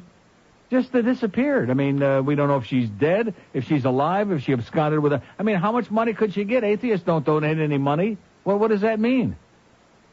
Anybody out there know where Madeline is? No. Maybe she'll be on with Larry King tonight. Here's a mobile in Fort Lauderdale. Hello. Hello. Yes, sir. How you doing, Neil? Great. I'm not doing so hot. Why not? What's the matter? Oh, I read that paper yesterday about Wayne not allowing, tailgate parties. Yeah. First of all, it's not football. Okay, fine, yeah. Football has tailgate it's not parties. that Wayne's not allowing tailgate parties. The city of Sunrise is not allowing it. I find that hard to believe. He was probably pushing it, too. And then scalping, too. Well, wait a minute. Let me ask you this. Doesn't Wayne own PP Park, and don't they have tailgate parties over there every game? Yeah, he does. So what the hell? Sure... you can blame him for a lot of things, but he has no authority to make decisions about tailgate parties at the new arena. Because let's blame him anyway. Because if he said no tailgate parties at PP Park, actually Joe Robbie, first thing that's going to happen, sales are going to go down. This is football. That isn't hockey. Hockey's different sport. He's just trying to nip this in the bud before it starts. Mm-hmm. The guy leaves a bad taste in my mouth, honestly. Really? That's what Monica said, too. Oh, God. I am just so ecstatic that, that he sold the Marlins. That I might actually go to a Marlin game next year. Sure. Because, you might actually have a team almost worth watching, and they might create an atmosphere out there that starts making it fun again instead of suicide-inducing. What's the name of this new guy that's buying the team now? John Henry. That's right. He's a pile-driving guy. He's got bad piles, but he's going to be a hell of a good owner. I read in the paper he was like, I don't need the city to buy me a stadium. If I want a stadium, he'll build his own goddamn stadium. I'll build my own. And you know what? We agree. Build your own goddamn stadium, John. We're real happy to have you, but build your own damn stadium. And buy the hockey team, too, please, because we want to get rid of Wayne there badly. And I'm ecstatic. I mean... I'm going to tell you something. Pavel Bure is sitting up there. He's been suspended, the Vancouver Canucks. This guy's the most exciting player in the whole National Hockey League. It's not even a contest. And he says he will never play for Vancouver again, which he said for 2 or 3 years in a row. But this year, I think he means it. And here's a guy. Why doesn't somebody come along? Why don't we open up our checkbook, say, okay, we'll make a deal for you. We'll trade you whoever the hell you want. You want Sean Burke, you want Niedermeyer, you want Warner. We'll throw in a kitchen sink. And, of course, they don't want Kirk McLean because he knows he sucks. But at any rate, would we get him because he wants too much money? No. He's a high-paid. No. We don't have no superstars because we don't pay any money because Wayne still owns the team. Of course not. Can you imagine the excitement opening night at the new Mac Arena out there in Sunrise, and Pavel Bure comes out on the ice for the Panthers? Oh, my God. We would be moist. Oh, tell me about it. No, let me tell you something. All this crap about him, pouring money into the Panthers, it ain't going to happen. Not for another year. What crap about pouring money? Nobody said he's putting any money into it. There's no way he's going to do it. He's a cheap prick. We all know that. Oh, absolutely. Anyway, okay, pal, Neil. I'll see you there, and no tailgating, okay? No tailgating at hockey games. Oh! Just cut the crap. We have an open line in Dade, 1 in Broward, 567-0560, pound 560 on the mobile 1 line. Don't forget this. And I don't want to be negative, man. I love hockey. I love my Panthers. I love my Maple Leafs, who are laughing stock of the world. But this ad, I keep pointing, I saved this from yesterday's Sun Sentinel on page 7C, as in see this. Oh, this is bad. I am not a goody two-shoes. I'm the farthest thing from a prude. I got a great sense of humor. But whoever came up with this ad should be fired. Shows 2 screaming kids on this page. This coming on the heels of little kids blowing away their classmates and teachers and all these other shootings in schools and everybody out of their minds with guns. Shots fired, and it's circled in red. In red, circled, like, hey, look at this. Shots fired. Screaming crowds, live Panthers, bring the kids. And, of course, it goes on to be an ad for the Hockey Fest this Saturday at the Mac Arena, which goes on, by the way, from 10 a.m. to 8 p.m. There'll be player autographs, free admission, free parking, slapshot cage, the unveiling of the New Jersey at 2 o'clock. See, that is not done well. It says New Jersey unveiling at 2 p.m. No, the New Jersey. You know what I'm saying? It should say the unveiling of the New Jersey is what it should say. Hey, you're a genius. No, don't take a genius to figure it out. New Jersey unveiling. Hey, they're going to lift the curtain. Hey, there's New Jersey. God, there's Hoboken, there's Teaneck, there's Tenafly, there's Englewood. Get out of here. Locker room tour. Oh, that's right. They're going to let you go in and mark the spot. Squirt. I already marked Ray Whitney's spot, but he's not too happy about it. Oh, guess who I haven't heard from in a long time? Okay, we have an open line at Dade, 1 in Broward. 670-560 and pound 560 on the mobile 1 line. You know what I have to say about it? Oh! Yes! Oh, God. My life is so peaceful and calm now in the house. Here's Pembroke Pines. Hello. Neil, how you doing? Great. Yeah, I'm married, and I guess under the courts and Clinton's definition of sex, I haven't cheated on my wife yet either, Uh-huh. But well, that's good. Yeah, but seriously, cheating, obviously, I mean, I think it goes hand in hand with lying. If you're going to cheat, obviously you're going to lie about it. Mm-hmm. So, I mean, nobody cares, or not that nobody cares, but in my opinion, I think you feel the same, it doesn't carry the weight because it doesn't affect any national policy or any interest that the country is trying to attain, national debt and so on and so forth, mm-hmm. Social Security. So I love that these stories are coming out now on these people, and they're going to kind of dig their own graves, and it's definitely going to be a backlash in November at the polls because I'm going and I'm voting 10 times Democrat across the board. Do it 20 times. So I hope. Do you think there'll be a backlash on them as time comes out now? And it's really hard to say. You know, the thing is that they're hoping that people are going to get so turned off that Democrats are going to stay home and they're not going to come out and vote, and as a result, they're going to have this big landslide. But, I mean, why the hell would anybody want to reward this witch hunt that's gone on here, which is, attempting to bring down a whole goddamn government and, a circus, a sideshow and a circus here, which is deflecting all of our attention and the government's attention away from the things that they should be taking care of business, like maybe passing a budget for next year would be good. You know, see, they're so revengeful for Iran-Contra and Watergate, and they're demeaning the office of the presidency. Forget about the guy, but they're really hurting the... So if they really cared about politics... And this indignation of theirs about, oh, this is the most disgusting... All they are is red in the face, because now, you know, all that's going on now is it's being shown that there are a bunch of sanctimonious hypocrites, like this woman in Idaho, this Chenoweth woman, and Burton in Indiana, who's nothing but a Nazi, and now Henry Hyde, who they pass off as, oh, he's such a wonderful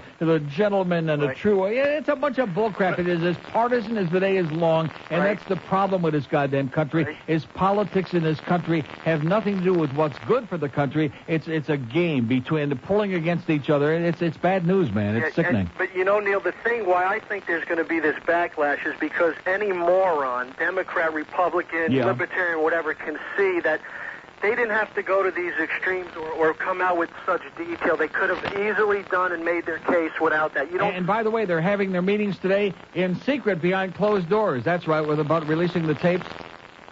I thought all of this was going to be like in the sunshine, just like in Florida, government in the sunshine and open to the public and on television for everybody to watch these hearings and this debate and this dialogue. Oh, no, they're having closed-door meetings today to decide when and how and which they will release these tapes of his testimony. Beautiful. But it's not partisan. We want you to understand that. There's no partisanship, and we're going to be really fair. Right. You tell them, Henry. Just run and hide. 2 open lines in Dade. QAM. The Neil Rogers Show, Fort Lauderdale. Dude, don't say pig in front of Jesus. He likes to set on colored people. He likes to frame the colored people.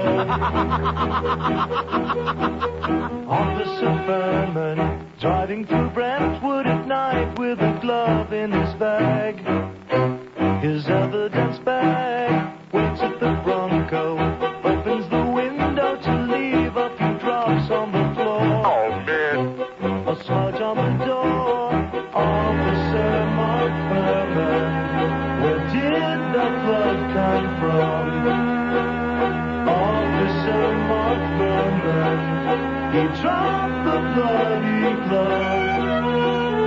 Simpson and Cato, back from a burger and fries at a restaurant near. A noise in the rear, OJ is napping, dropping his socks near the bed, but there's somebody there, planting some hair. Officer Mark Furman, where did the blood come from? Officer Mark Furman, he dropped the bloody glove. So what are they trying to say? I killed Nicole. Oh, we know that. It's 12:02 at 560 WQM on a great Thursday. Hey, it's okay. On a scale of 7, I give it about a 6.5. We got this guy in Weston who had his marriage broken up and his life ruined by Henry Hyde years ago. He's married, but so was Henry. Here's Palm Beach. Hello. Hey, Neil, what up? What can we do for you, sir? Did you see your friend Pat at Pompano last night? No, she's on a sabbatical. She's on a slow boat to China.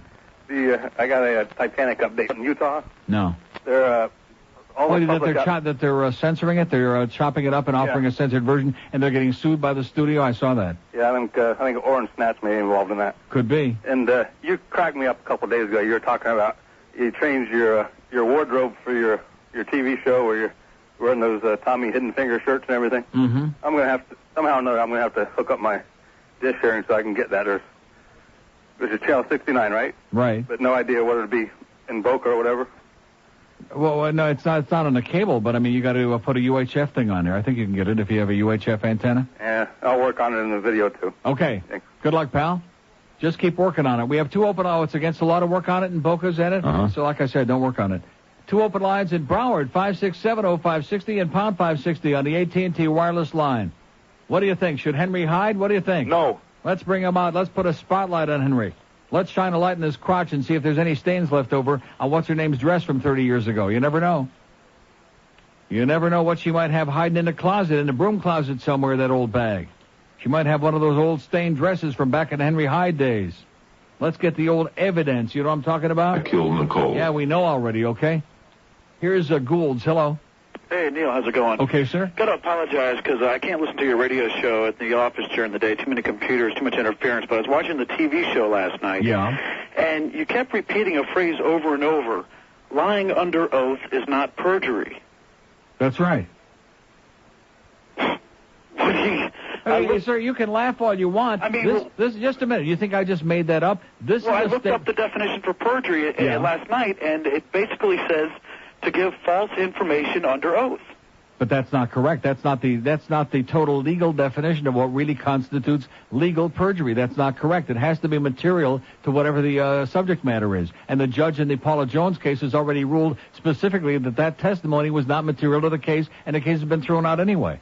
But we're talking about now the Monica Lewinsky issue where Ken Starr in a federal grand jury asked him if he had sexual relations with her. Yeah, and again, he's playing semantics. He was playing the same semantical game with them. If you think we ought to impeach a president based on semantics because he was trying to avoid getting into the juicy details of who touched what and who did this, then we got real problems. I mean, I understand it's nitpicking, but I mean, Ken Starr was in there investigating a lot. Well, let me ask you something. How come Ken Starr was investigating the president's sex life? Will you tell me that? Because what three judges mandated and formed the federal, the special prosecution, the independent counsel's office. He didn't just want to whim start it himself. What business did this righteous right-wing Ken Starr have going on a sexual McCarthyite witch hunt of the president's of every detail of his sex life? Janet Reno's office initiated it. Yeah. She's the one that gave him the right. I know gave him the authority. I know that. I've said that many times. But why did he have to expand it to the point where he had to go into every juicy detail? And what difference does it make? He was showing a pattern. A pattern of what? On her dress? On her dress? A pattern on her dress? No. I mean, I understand. I understand what you're saying, Neil. It's a ridiculous issue having sex. I understand that, but the bigger issue here is that if he was lying under oath, what kind of precedent are we setting for future presidents? Let me say it again. Oh, come on! Setting for future presidents. Reagan lied about Iran-Contra. Bush lied about it. Johnson lied about the Gulf of Tonkin to give us an excuse to go into the war in Vietnam. I mean, well, sir, are you really that naive? It gives a president. I'm not naive. I'm going to tell you, if every president lied only about his sex life, we'd be in good shape, and have a great day. Jesus Christ, how can there be so many dumb people out there? Oh, it's such a dangerous president. And let me tell you one more time, ask Greta Van Susteren Brown and Roger Cossack and all these other legal experts on CNN and all these other 500 networks. They've been saying it 20 million times. If you listen to a newscast or read a newspaper, lying under oath does not constitute perjury, sir. I didn't just make it up. Look up in the goddamn book, okay? Like Larry King would say. Isn't that what Larry would say? Uh-huh. Look it up in the goddamn book. Jesus. And on the one hand, he's saying, well, it isn't really much. But on the other hand, it sets a bad precedent. Let's face it, you want him out. You're entitled to your opinion. I don't happen to agree, and have a great day and a great life. I think it's pathetic. I think it's embarrassing. I think it's degrading and humiliating. And if you can't nail somebody on it, see, this is the thing. There's a constant pattern, all right. And that is when you go after this and you can't nail him, and you go after that and every other goddamn thing under the sun, and you still can't nail his ass. Here's something we can get him on. Because there was hanky-panky going on there and he lied about it. Do you think the Kennedys would have given honest answers about their sexual exploits in the White House? No. Oh, man. Jesus, Joseph, and Mary. You think that Eisenhower would have talked about his German mistress? No. You think that Nixon would have talked honestly about his Chinese girlfriend? No. Or that Bush would have talked honestly about his extramarital affair? No. Oh. Who am I leaving out? There's a great. I'm so glad that this guy called. Woo! I'll find which paper it is. One moment, please. I always read the letters to the editors because most of them are from silly old people who are senile and nobody else has time to waste writing letters to the editor. It was about, now, it must be in the Herald. Okay, one moment, please. Play some music. Kill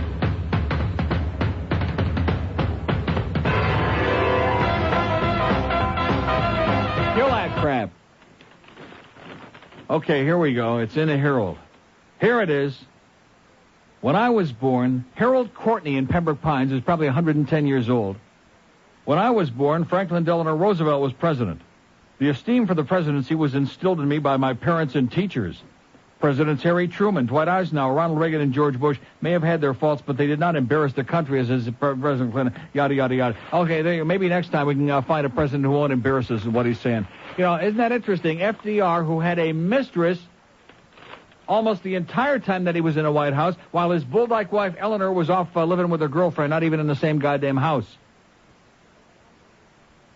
So God forbid that President Roosevelt, who got us through the Depression and World War II, and 4 terms in office, by the way, God forbid that he should have embarrassed us by cheating on his wife. I mean, get out of here, you silly old farts. These people that live their lives on with some kind of a blanket over their head with blinders on like a goddamn horse. What am I getting all worked up about? You know, I mean, it's just so silly that it's pathetic.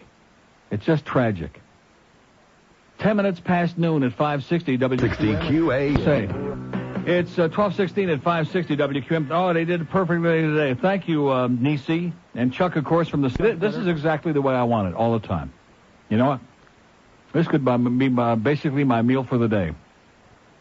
We have 2 open lines in Broward because we're not giving away any more Dolphin Steeler tickets today, so it's it's not going to be as easy as it might have been.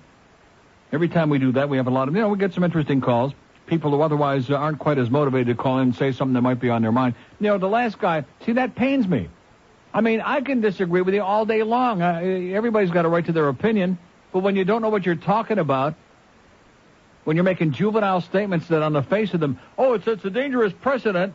What, that the presidents aren't going to go into their sex lives if they're screwing around?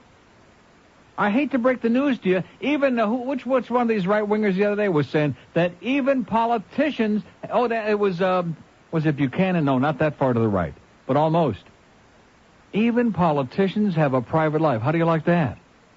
What a concept. Even people, celebrities, show business people should have a private life. Where did all this stuff start anyway? The idea that because somebody is famous, these paparazzi and all this other bull crap that we heard about with the Diana stuff, with these tabloids. If you're famous and you're making a lot of money, therefore we have a right to know who you're screwing, where you're sticking it. Based on what? Based on what? Here's Miami Lakes. Hello. Hey, Neil, how are you? Great. I apologize profusely for that asshole who called earlier. Which one? The last caller, I believe it was? About the dangerous president? Yeah, I mean, it's right what you said. When you don't know what the hell you're talking about, I mean, He's giving me the definition of perjury, as if we haven't heard it 10,000 times from these lawyers on TV the last 2 weeks. No, what I wanted to say a few things to you. I mean, first of all, why is everybody looking, first about the Clinton, why is everybody looking at this like, this is the first time somebody ever cheated on their wife and this and that? I mean, for Christ's sake, look at Jimmy Swaggart, Jesus' brother, he cheated with whatever. Jesus' brother, cheated that's or right. prostitute or not. But then again, Clinton is a lot worse, you know what I mean? Now that we got this Henry Hyde stuff, I think that they ought to put it on, we ought to have 24 hours a day. I mean, it's tit for tat, What's good for the goose is good for the gander. Well, and we got the guy right down here. This old guy lives in Weston that Henry Hyde broke up his marriage and was having an affair for 4 years with his wife. Yeah. All right, let me tell you another thing. Yes, sir. To show you how much of a pussy this government is, you go and tell Castro that he's cheating on his wife and see how far you're going to get in the media, huh? You're damn right. You won't even say, and that's it. Ken Starr should be on death row right now. He should be having his execution on the CBS Evening News with Dan Rather, 6:30 tonight. I tell you, you've been around longer than I have. And how many people, I mean, do you estimate that Castro has killed and nobody has touched him? You know what I mean? Yeah. I mean, give me a break and lay off of Clinton. You know what I mean? Okay. God damn. Second of all, yes, about the traffic thing. Yeah. I'm a student pilot, okay? And I'll tell you something. I'm trying to convince my boss to build a goddamn airport in the back parking lot so I don't have to drive in this damn place anymore. It is disgusting driving in Miami. It gets me pal, pissed good luck off. to you. Okay. He's pissed off and fired up. He's got an airport in his backyard. We have an open line at date 567-0560 and pound 560 on the AT&T. He wants to have an airport there. That's what he's saying. He wants a helipad, a launching pad, a something pad, a maxi pad. Sounds like he's getting so agitated he could use a maxi pad pretty soon. Look out. Squirt. Too late. Here's a call from Tavernier. Hello. Good afternoon, Neil. Good afternoon to you, sir. Sir, I got a question for you. Go right ahead. With all the 10,000 shows on TV and the 60 million talking heads, I've been searching desperately to find out what's going on with this grand jury. Are they in session, out of session? What's the deal? They're still in session. Well, then how can they make this stuff public? Isn't it all supposed to be secret? I don't understand. Well, what do you mean? He's been leaking it out. Everything that he comes up with, they leak it out to the media. No, I mean this tape, and yes, all this right. This presentation to the Congress. Isn't that all supposed to be part of the grand? What is their purpose in all this? Are they seeking... The purpose is to embarrass and humiliate him and run him out of office and to make some political hay with it and to take a stranglehold on the government and who knows what after that. I mean, you're talking about going against the Constitution. This is a blatant going The Founding Fathers are rolling in their graves over this right now. I guarantee you that right now. Even Peter Graves ain't too happy about it. You know, they say, well, you're missing the point. He lied. He did. I mean, that you talk about being very selective and nitpicking. I just don't get it anymore. And even if you read the transcripts, Monica Lewinsky admits that she was practically blackmailing him for a job because he finally blew her off, so to speak. And, And we don't hear anything about her and her behavior. This was two consenting adults, and then she wound up with these sinister motives, and she gets together and she's blabbing to everybody in the damn world about this. I mean, you're talking about a manifestly irresponsible bitch, and the media, they aren't interested in her. I mean, not the least bit. We're supposed to be feeling sorry for her. No, this is obvious evidence of a right-wing conspiracy. I mean, they want now us to believe that we got a moral leader in the White House, that we need a moral leader. Right. I mean, if that doesn't sound like the Christian right, I don't know what is. Let's put somebody good in there like Jimmy Baker who can really... Oh, yeah, right away. As long as you don't catch him, it's all right. There you go. Have a great day, pal. You too. See ya. Yeah, let's get Jimmy Swaggart and Jim Baker and all those other good right-wing goyim in there, huh? And Pat Robertson, whose wife had the baby 10 weeks after they got married, which we don't hear any more about that. And that Paula Jones' first TV appearance was on the 700 Club with Pat Robertson. Just a coincidence, don't you understand? And when her lawyers quit and discussed Paula Jones, when her original lawyers quit, and these right-wing lawyers came in, paid for by the far right, that was just a coincidence. They didn't have any ulterior motives, we know that. Because this isn't political, keep in mind, the right-wing extremists, they're only concerned in what's good for America, right? That's right. Here's Miami with 6 question marks. Hello? Hello? Yes, sir? Sir, I think you should just shut up already. Well, okay, well, I think you need a enema is what I think. Blueberry would be good. Flavor of the week at Baskin-Robbins. Blueberry. Blueberry swirl, I think is what it is. Let it rectum swirl right in there for a little while. Like I said, the young spicks at Dade County, man, we need a transfer. Send some of these ones we got here over there and get some bright ones from wherever else they're coming from. Here's a mobile in Boca. Hello. Neil. Yes, sir. How are you today? Great. Good. You were at the track last night, and A&E had biography on. Yeah. And they had the man of the hour, Mr. Starr. Oh, my God. And oh, my God. They pointed something out, that he gets up every morning and sings Christian hymns. Oh, he's a fanatical right-wing religious nut. We know that. That lady that called you last week about the gallows grin. Yeah. I think there's a lot of truth to that. You know, it says in the Newsweek article I was reading last night in this week's issue that some of his staff members had to explain to him, when Monica gave her testimony describing all the intimate acts, the sex acts, they had to explain to him what some of the acts were. How do you like that? Pretty scary. Yeah. Listen, you have a good day. And back to you. Maybe they had to get out a couple of blow-up dolls. Okay, Mr. Starr, do you understand? Okay, she put, and he, oh, God, Go get Ken Starr a towel, okay? He's getting a little bit overwrought. It's too late. 12:20. By the way, lunch today is great, Chuck. Oh, God, is this steak and cheese and onions? See, this is perfect. If I could just drown in a sea of this every day, I would never eat any of that other crap, any of that ice cream. No more ice cream, okay? Until Italy. Oh, that's not that far away. 12:25. We didn't expect it to run this long. That fucking bitch. But he has no problems. He has no problem spending money. Okay, well, thanks for the good news. We have an open line at Dade 1 in Broward, 567-0560, pound 560 on the AT&T wireless line. They're hawking and China, bada-beep, bada-boop, bada-bop. They're all waiting for those tapes to come out. Let me say it again.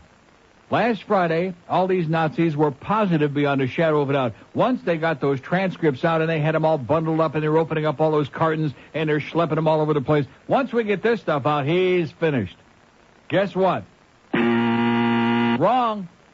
Okay. Well, we're going to make sure that the media people keep banging on this and banging on this. We'll have every Nazi in the Congress getting up there making these impassioned speeches and acting indignant, and all these cowardly Democrats are going to bada-beep, bada-boop. They're going to run away like goddamn Jesse James. They're going to be running so fast. Or was it Jesse Owens? Both of them. I guess Jesse James ran fast, too. And it didn't work. So now tomorrow or late this afternoon, we're going to have the tape testimony showing the president's true. That's what they're saying. They want to show his true colors. Now, when somebody says that, what does it indicate to you? Doesn't it tell you that they're trying to humiliate him and embarrass him and degrade him and do everything in their power to lower the public's esteem for him, which most people don't have much anyway on a personal level, but they still think he's doing an okay job and they don't want him drummed out of office?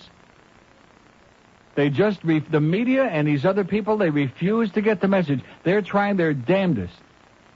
Everything in their power to shift and manipulate public opinion. Is it working so far? No. Not too well. Here's Fort Lauderdale. Hello. Hello, Neil? Yes, sir. Hey, how you doing? It's Tony Montana, man. You're talking about the cool and food. Yeah, whatever you say. Open line in Broward, 567-0560, pound 560 on the AT&T line. Here's a mobile in Miami. Hello. Hey, Neil. Yes, sir. How's it going, buddy? Okay. Yeah, I was watching a couple things. I was watching World News Tonight. Sam Donaldson had a Sam Donaldson? Oh, in the middle of my lunch? Wait. What? Hello? I'm listening. Not Sam Donaldson, Peter Jennings. That's probably even worse. Yeah, he had a little segment on there about can Starr go too far, and that was pretty good. And all these people were against him about, hey, all this little nitpicking stuff, that he's just digging his own grave anyways.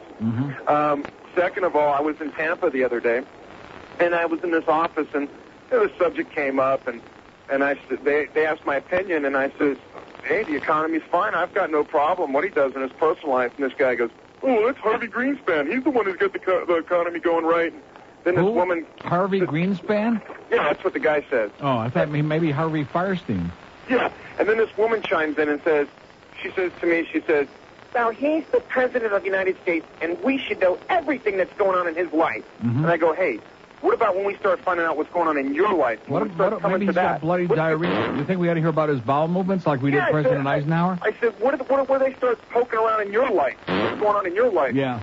Bitch. She's probably one of those bitches that blows a lot of gas all over the orifice. There was no sense in arguing with these right-wing bastards about what's this and what's that, so I just kind of shut my mouth. And then closing, Neil. Yeah, go ahead. In closing, this is for Ken Starr. Why don't you go to hell, you Nazi bastard? Okay. How does he really feel, though? What was that guy saying? Tampa. We have an open line in Broward, 567-0560, and pound 560 on the AT&T wireless line. Here's a lady in Miami. Hello? Hello? Lady in Miami. Neil? Yes, ma'am? I just want to ask you one question. Yes. If they're going to humiliate Clinton, why don't they humiliate that slut Lewinsky at the same time? Yeah. That's what I'd like to know. And the newspaper people just don't do it. So I don't know when that's going to happen. It's about time because she's trying to get away with murder, I guess. So what do you think, Neil? I think it's almost New Year. Have a good one. We have an open line in Dade, 567-0560, pound 560 on the AT&T. Well, I think I'm almost done with lunch, and I'm sad because it's so good. You have to savor every morsel. What do these these guys eat? Subs? Were the TV people? The whammy people, the whammy guys.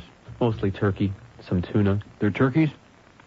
And what about Fat Joe in there? What did he have today after his 2 pints of dulce de leche? Platter. Oh, he's a meatball? Yeah, we know that. Here's South Miami. Hello. Hello, Neil. Good afternoon. Yes, sir. Buenos tardes. I don't think you could humiliate Lewinsky. That anything that's happened so far, if she's not embarrassed. Any bitch that would save a dress with a cum stain on it must be out of her freaking mind that her mother and the ganze Mishpacha, they should be in a mental institution. Got a point. Like she was saving a baseball, a Mark McGwire baseball, a souvenir. Neil, I missed the first 2 hours or so of your show. Did you or anyone mention that if he makes good on his promise, there's a player out there available that if we possibly could trade for would make a almost certain immediate impact when the season starts in Bury? Did anyone mention that? I talked about that. What do you mean, did I missed anyone the first mention couple hours. They're really not going to pay. First of all, who have they got to trade for him? And number two, they're not going to pay him that salary. Maybe Niedermeyer and a draft pick. Anything would help. Oh, Niedermeyer, they're going to get Pavel Bure for Niedermeyer and a draft pick? Anything would be better than what we have. Yeah, well, it's not going to happen. They're not going to pay him. The guy's month's like $9-10 million a year, whatever his contract is. They're not going to. We don't have any superstars on this team. This is a team that is in the 6th year of its franchise. The only guy you might have ever considered to be like in a superstar category was Van Beesbrook, and now, of course, that he's gone, they're bad-mouthing him, and he stunk, and this and that, you know. Well, and there's not one legitimate superstar that's ever been on this franchise other than him. Well, that would have been nice. Nice to think about, but we'll wait and see when the season starts. Don't hold your breath, sir. Have a good day. Okay, enjoy the new arena. Enjoy the Mac Arena. We have 2 open lines in Dade, 5670560 and pound 560 on the AT&T wireless line. We're getting Pavel Bure. Right. And Peter Nedved, by the way, is going to sign up. He has already signed to play in the International League with Las Vegas, which, what a waste of talent. Here's a guy that's a 30 or 40 goal scorer for sure. Hell of a player. Wants too much money, but nevertheless, he's going to wind up playing there because we don't want to pay him some serious money. It all comes back to one thing, and that's when you got a cheap bastard who doesn't care about the fans, doesn't care about the quality of the team, who's got his fist tightly on those purse strings, trying to, and of course the coming season, Baldy's going to try to squeeze as much as he can out of that arena to make up for the losses he had down there in Miami. And he doesn't give a crap about winning, losing, anything else, because he's going to unload this franchise anyway, so what the hell does he care? Here's Hialeah. Hello. Hey, Neil. Yes, sir. When are you going to have Al Goldstein on the program again? When am I going to have him on? Whenever he brings his fat ass in here. I'm looking for a job, man. Maybe you can help me out. Oh, okay. We have an open line, and what kind of job is he? Oh, a job, that kind. No, I don't think you're his type. Open line at Dade, 5670560, pound 560 on the AT&T line. Mobile in Coral Springs. Hello. Neil. Yes, sir. How you doing? Pretty time calling. Okay. Hey, these lawyers that, like in a Jimmy Rhodes case, what gives them the right to throw a hairball scheme like they're doing right now, into the jury? Okay, listen, call me back when you get a new phone. Well, they got to try something, We have an open line in Broward, 5670560, because we don't have a justice system in America. We have a game that gets played. Yeah, you go out and get your lawyers, and we'll get our best lawyers, and we'll see who wins the game. It's got nothing to do with justice. It has to do with being a game. Remember OJ, anybody? Remember him? Uh-huh. Not that we're playing the race card. Right on, bro. Let's have that Black Power salute. Here's Fort Lauderdale. Hello. Hello, Neil. Yes, sir. Hey, how you doing today? Okay. I really enjoy your show, and I just want to say thank you for letting me be on your radio show. I have a comment on this whole thing with the president. Yeah. If it's the only thing that we have is to just try to give us, the people, a right to just try to challenge the truth. I mean, let's just get it under our belts that even though President Clinton did lie and do all those things, impeachment is adequate for that punishment because it's just destroying the whole system as it's already been corrupted. And if all we can do is get him out of the presidency and put us a new president or get us into a new direction, and because $43 million that he spent on his defense up all the whole time. So what are you talking? What are these words what is it that you're saying? Well, I guess what are you saying? My point is that I think we have every right to go after him and try to get him impeached. Why is that? I feel as a majority that we are entitled to having a certain... Okay, great. Okay, the majority we are entitled. Sir, I'm going to tell you something. I've had some callers who talked pig Latin that made more sense than you do. We have an open line in Broward, 5670560 and pound 560 on the AT&T wireless line. Here's the intelligentsia of America coming forward, speaking their piece, baby. Have they got a piece? No. Oh, my God. I got a piece of nice steak with cheese and onion right here. Well, it looks like a little onion over there in the corner of this container, but it's not. Here's Oakland Park. Hello. Hello? Yes, sir. Neil, how you doing? How do you like that guy? Pretty. I was falling asleep. He's like Al Kelly, the double talker there. I don't know what the hell he's talking about. Neither does he. I got a quick question about hockey. Is the crease going to be the boring circle again, or what? No, they've chopped off the edges. Oh, what about the crease?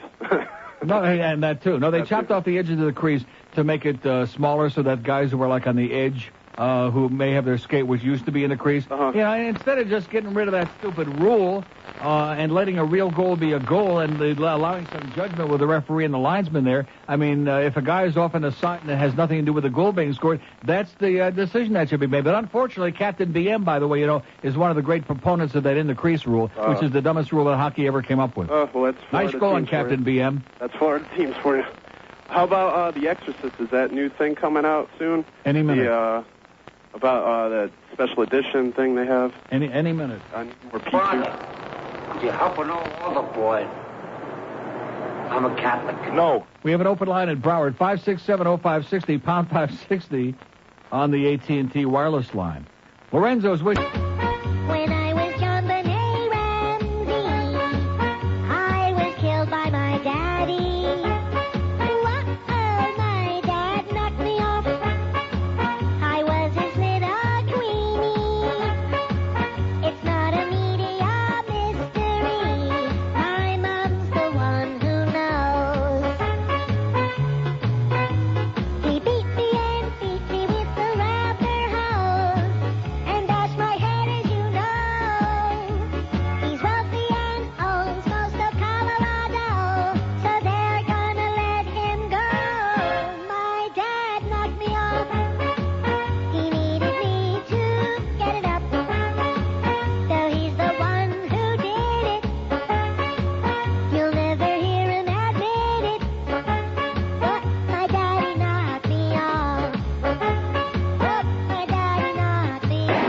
wonder how many of these sanctimonious assholes calling in here would like to have us relate to the country, all of their sexual escapades, and if somebody attempted to do it, do you think they might go to any lengths under the sun and try to cover it up? You bet your sweet ass they would. You bet their ass they would.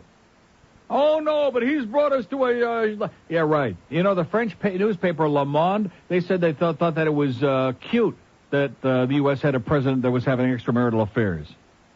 They thought it was amusing and cute and something that they admire. How do you like that? Of course, we all know it's something brand new. So during the course of the break there, which of course you all hold can hear George's side of the conversation, but there was some spot we were playing, had something to do with bonus S. And I said to George, your bonus S, a figment of your imagination. And it got me thinking there for a couple of minutes during the commercial break that here we are, it's the 17th of frickin' September. We started December 30th. It's now, what is that, like 9 months almost, closing in on 9 months? Long enough to give birth, unless you're Pat Robertson's wife. It happens in only 10 weeks. And this man still doesn't have his bonus from back in January, February, and March, the winter book. He's going to be doing a show next week for nothing, by the way, for not one additional dime. Does he have his bonus from the winter book? No. From the spring book? No. Does he have 1 penny of it? No. Does he have a lot of empty promises from Greg Reed? You know, this business of that man standing in the doorway there a few weeks ago and chuckling and laughing and saying, oh, well, you tell him I'll make a bet with him, as to whether you're going to get it or not. How would you like it if you have a bill like with FP&L? And the bill is now like 3 months past due, and they're telling you, we're going to shut your electric off because we just don't carry people this far. And you say to them, I'll bet you that you're going to get the check. Huh? No, seriously, do you think that would suffice as an answer? No. I'll make a bet with you I'm going to pay you someday. That's basically what this man was saying. Is I make a bet with you that someday we'll pay him. If you continue screaming about it, if you threaten legal action, I mean, it's wonderful working for people that you have to threaten legal action for people to get paid what they're due in something less than 7 or 8 or 9 months. You Beasley people over there, and it's too bad we're not still on Fort Myers this morning, but I'll remember again tomorrow between 10 and noon. You ought to be ashamed of yourselves. No mensch conducts business like this. No real business person jerks people around like this and plays with other people's money like this. And he comes down here with a straight face and looks at us like, like it's a big joke.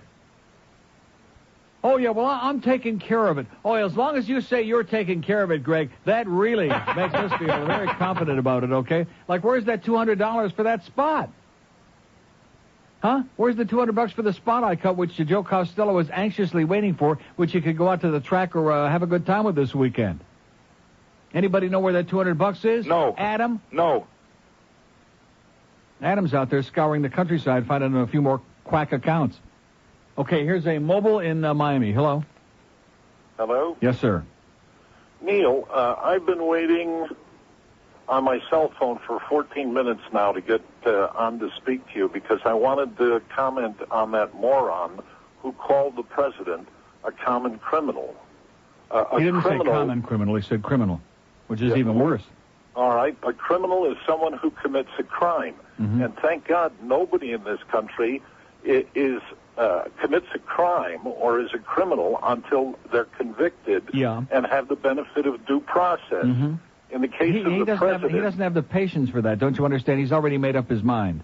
Yeah, but, if he said that about a private citizen would have an excellent case against him for libel or I forget what the other term is. Yeah, but slander, It's just irresponsible as hell to say something like that. Listen, people don't worry about whether they're responsible or not. They just all have, if they didn't like him in the first place, they just use this as a reason to, put the last nails in the coffin, and that's where a lot of these people are coming from. They didn't vote for him. They didn't like him in the first place, so why not jump on the bandwagon? And in addition to which, what a lot of these people don't understand, the Starr report was an advocacy report. It was a one-sided report, his version of all of the testimony. There was no cross-examination of any of the witnesses. The rebuttal, of course, is written by the president's attorneys, but it's not in that report. So this guy's only taking things that were reported in a way that was slanted to incriminate the president. There isn't anybody in the world, nobody, including Ken Starr, who really believes all those 11 counts that he alleges that are impeachable offenses. Nobody believes that. Well, I'm... Right, offhand.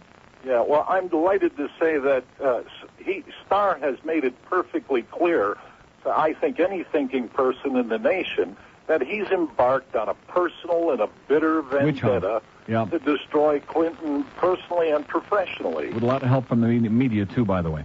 You know, Neil, I have never agreed more with anything that you have said when you said that this whole thing was a media creation. Yep. The reportage on this has been irresponsible. If they hadn't been drumming this thing and drumming it for the last 8 months, this thing would have gone away a long time ago. And it seems like the only person on the air who has any perspective about this is you. That's right. And I congratulate you on Okay, that. have a great day, sir. You too. And keep your passport handy. We have an open line in Dade, 5670560, pound 560 on the AT&T wireless line. We're living in a country where these assholes, the uneducated masses out there, know nothing about freedom, know nothing about government, know nothing about law. They wouldn't know Henry Hyde from Dr. Jekyll and Mr. Hyde. And they're all, they all got an opinion, because opinions, like I've said a million times before, are like assholes. Everybody's got one, and that's opinions in America, whether you know something or not. Like the guy that's giving me a lecture about, how can you say lying under oath doesn't constitute perjury? Very easy, because that's what every goddamn attorney, whether they're for or against the president, that's what they all agree on, including the ones in Congress.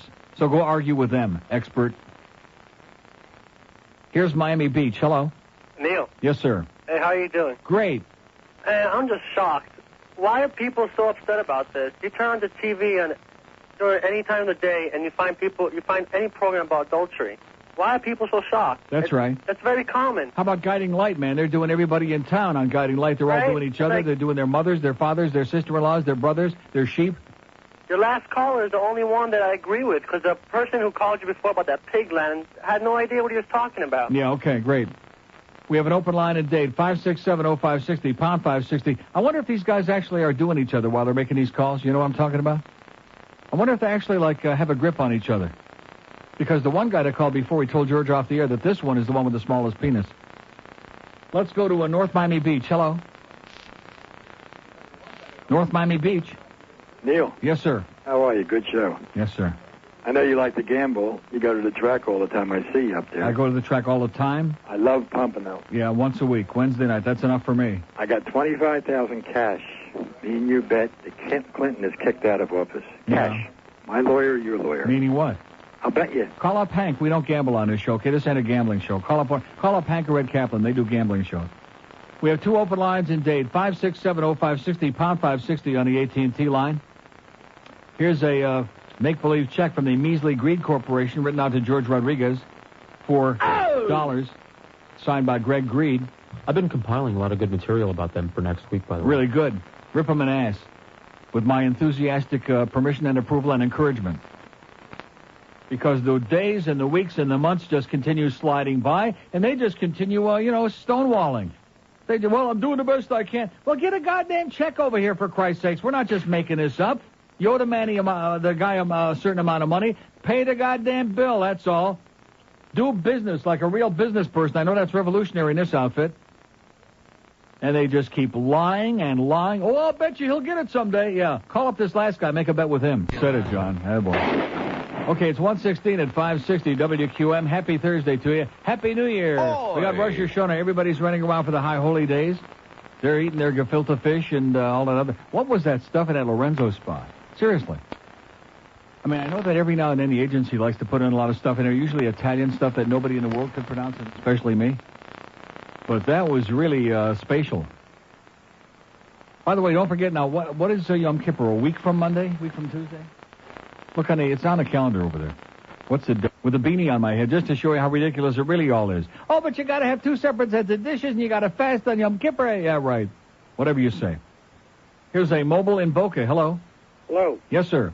Am I on? It sounds like you. Holy Christ. Holy Christ. I have 2 very interesting things. Really? Yeah. I agree with you on this Clinton thing, and they MSVN, what is it? MSVNC? Yeah. Those people? They're driving me nuts. So I called NBC in New York. Number 1, you get a busy signal. Major corporation, you get a busy signal. Yeah. But then I found out how to get through. Uh-huh. So now I get on. And I said... I thought you said you had 2 interesting things. Well, I have 2. Well, which is the first one? When's the first one coming? Yeah.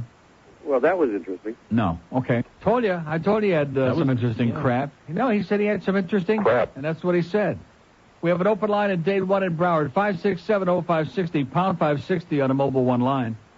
Here's Dania. Hello. Hey, how you doing, Neil? Okay, sir. Good. That guy was pretty interesting, wasn't he? Yeah, he was real interesting. Yeah. He was about as interesting as that guy way in the back there that started talking about Clinton being kicked out. He sounded like he was going to go into a religious right thing there for a moment. Mm-hmm. Should have gave him an extra second. Oh, they're all coming out of the woodwork today. They're all fun. And then the guy wants to bet me. The guy from Pompano Park wants to bet me $25,000. This guy needs to be put in a cooling out joint somewhere. He should have stood up to him months ago and just told them to mind their own business. Nah, that's what I said. I mean, he should have just stood up and said, hey, I'm the president. Don't mess with me. If you think I did something wrong, prove it. No, he shouldn't have said, I'm the president, don't mess with me. He should have said, people have private lives, even elected officials, and quit sticking your nose in my underpants, and let's get on with the good business of government. And he should have taken a very firm stance like that and told Ken Starr to blow it out his ass. Yeah. I mean, at least the people that may not even like him would at least... Getting all the semantical stuff, was it a sexual relationship? Was it an intercourse? Who the hell gives a crap? What difference does it make? It doesn't matter. It doesn't matter. A lot of people that I know that I work with, though, that are further up north from here in the Carolinas, they want to see the man fall. Yeah. Just a personal thing. Yeah. And they probably got their Jesse Helms blow-up doll in there. Oh, yeah, they do. Duty right now. Yeah. You hit the state on the head there. But one good thing, I'm going to Italy in the beginning of October, and I've never been there. Great. Friends of Florence, and then over to the Adriatic area, and then up into the hill country. Uh-huh. And just to eat and drink and look at some nice artwork. And 1 or 2 days in Florence will be plenty. Don't worry. 3 days. That's 1 day. He plays for the Indians now. Yeah, right. Have you ever heard of a court of justice? No, it's a court of law. Court of law. Mm-hmm. There's a big, big difference. Well, that's pretty sad. Yes, it is. And say hi to OJ. Thank you, man. Okay. Give him my regards. Oh, sorry, OJ. Jeez. We have an open line in Dade, 567-0560, pound 560 on the mobile 1 line. Hank Goldberg at 2. And don't forget the Jimmy Johnson Show. Jimmy and your Johnson, 5 today with Hank on the Hank Goldberg Show. And if we got another Marlin game, do we have a game tonight? Thursday again? No. I'm going to tell you, Bluff Lindsay, you're such a bozo. God. Why does he do this? Why wouldn't it be possible for him to like a bridge to tighten this thing up and put it all on one page? What do we got? Look what we got at 6 o'clock because there's no Marlin game tonight. Yes! Mandate should be on tonight. Oh, I sure hope that nobody calls up about that Syracuse-Michigan game. I hope that Mandate don't get more than 400 calls on that. Woo! Michigan, baby. How about those Spartans, huh? Oh! Yeah! There's the real school up there in Michigan, and we don't even give a crap about it, but we kicked off the enemy. Here Notre Dame beats Michigan the week come out last Saturday night and kicked the living snot out of the Fighting Irish out of Notre Dame. Touchdown, Jesus! There you go. And another girls' school, the Orangemen from Cuse, Syracuse, pounds the snot out of Michigan and the Wolverines.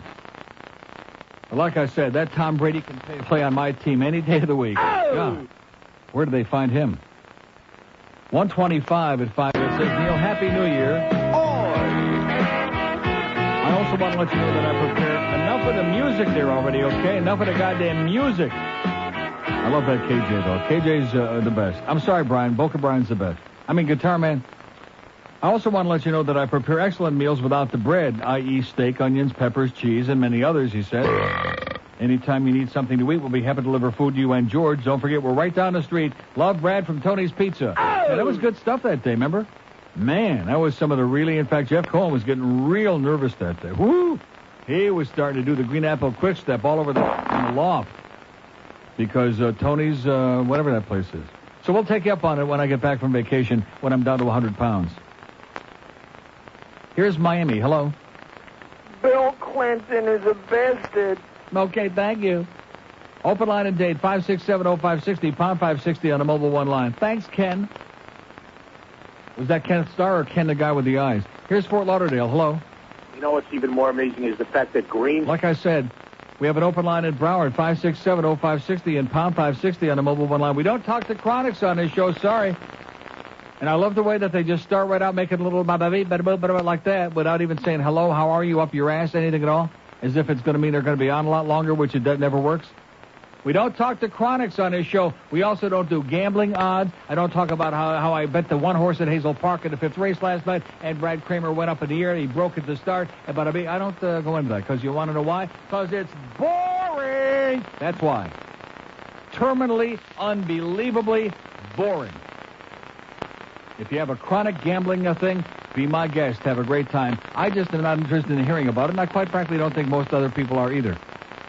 Yeah, I bet the 3 and the 5 over the 2, 7, 8, and the 3 went up in the air, and the 5 went accident, and over the... Yeah, great. Exciting.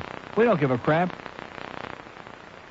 I lost $90. Oh, my God. Oh, my God. Woo. You know, there's some nights you lose, $50, $100, and you feel like you had a pretty good night. Maybe you were down like a whole lot more early, although I'm not. I just don't bet. I don't gamble. I just diddle around a little bit. And then some nights you win, you lose $90, and you feel like you lost $10,000, like last night. Everything we touch turned to... See, there he goes. He's talking about, well, that's to show you how boring it is. Here's Pompano. Hello. Hi, Neil. Yes, sir. I got a comment about the driving down here. At the track? No, driving. Terry Kerr is killing me. Yes. No, the driving, the way people drive. Yeah. I have to drive in rush hour traffic every day. And the worst is being on the highway in the 3rd lane, and someone deciding they need to get off and putting on the brakes and stopping in the 3rd lane and waiting for traffic so they can move over to get over to the exit. Right. There you go. That just blows my mind. Because they're the only one on the road. Don't you understand? This is the mentality in this town. These people have no interest in any of the rest of us. They are the only ones on the road. Or they come flying up the exit-only lane and then come shooting back into traffic when they get to the exit. Uh-huh. And the whole highway just has to stop. It's ridiculous. And then the red lights. They need to put those cameras on the light. If they don't do something, I'm going to tell you, there are going to be many of you listening to me right now that after about another few months, there are going to be some of you in a box because they're killing people. I almost got wrecked this morning. I have to go through a flashing, it's flashing red on one side and yellow on the other. Right. I was on the yellow side, and a bus cuts me off, and then the guy behind the bus cuts me off, and he looks at me like I'm doing something wrong when I have the right way. Yeah, that's right. Every time they do some half-ass thing, they give you a dirty look, they flip you off because they're right and the world is wrong. Don't confuse them with the facts. And there was a cop behind him. I don't know if the cop pulled him over or not. But, no chance. But probably not in Pompano anyway. On the way to the donut sale. Yeah, okay, have a great day, sir. Good luck to you. All right, bye. Get a bicycle. Get a tricycle. That's what I'm going to do. We have an open line in Broward, 5670560, pound 560 on the mobile one line. Where are the red turn, the left turn, what do we call them? The red light, left turn police. The red light runner. We heard of the road runner. How about the red light runner? Let's get somebody out there with a brain to put a stop to this. The light changes to red, and they just continue pouring around that corner light. When does it stop already? The second one, and the third one, and the fourth one, and the fifth one. Enough. Man. By the way, you know that lunch? It was very good, but boy, that is going through me like an H-bomb. What do we got, 23 minutes to kill here? Well, it's going to be pretty interesting. Ooh, like I said. Here's Miami. Hello. Oh, Neil. Yes, sir. Good afternoon, and thank you for taking my call. Thank you for making your call. I agree with everything that's being said about Bill Clinton, and I think this is getting a little out of hand. But I have a question. Maybe you can clarify it for me. Yeah, I thought the president had some kind of immunity from some of these cases that go to court. I don't know how the court allowed, and we're talking about Paula Jones. That's how we got to Monica Lewinsky. How do we allow somebody back in 1994 who supposedly claimed sexual harassment, 10 years later, puts it in court, and now, this thing has gotten totally out of hand. How can we allow somebody 10 years later to put a case into court? Because Robert Bennett was an idiot, and he should never let him testify in the first place. And we're talking the President of the United States. He's got more things to do than deal with things that happened 10 years ago. And again, keep in mind, this wasn't a criminal case. This was a civil case, which eventually got thrown out of court. It's a civil case. So, we got here by mistake, but, Bill Clinton, he's got more important things to do than deal with this and the sad part of it is with all the resources that he's got, you'd think he can come up with better attorneys than Robert Bennett and David Kendall. Agreed, but it goes back to the concept of this precedent that everybody's talking about. If somebody, a person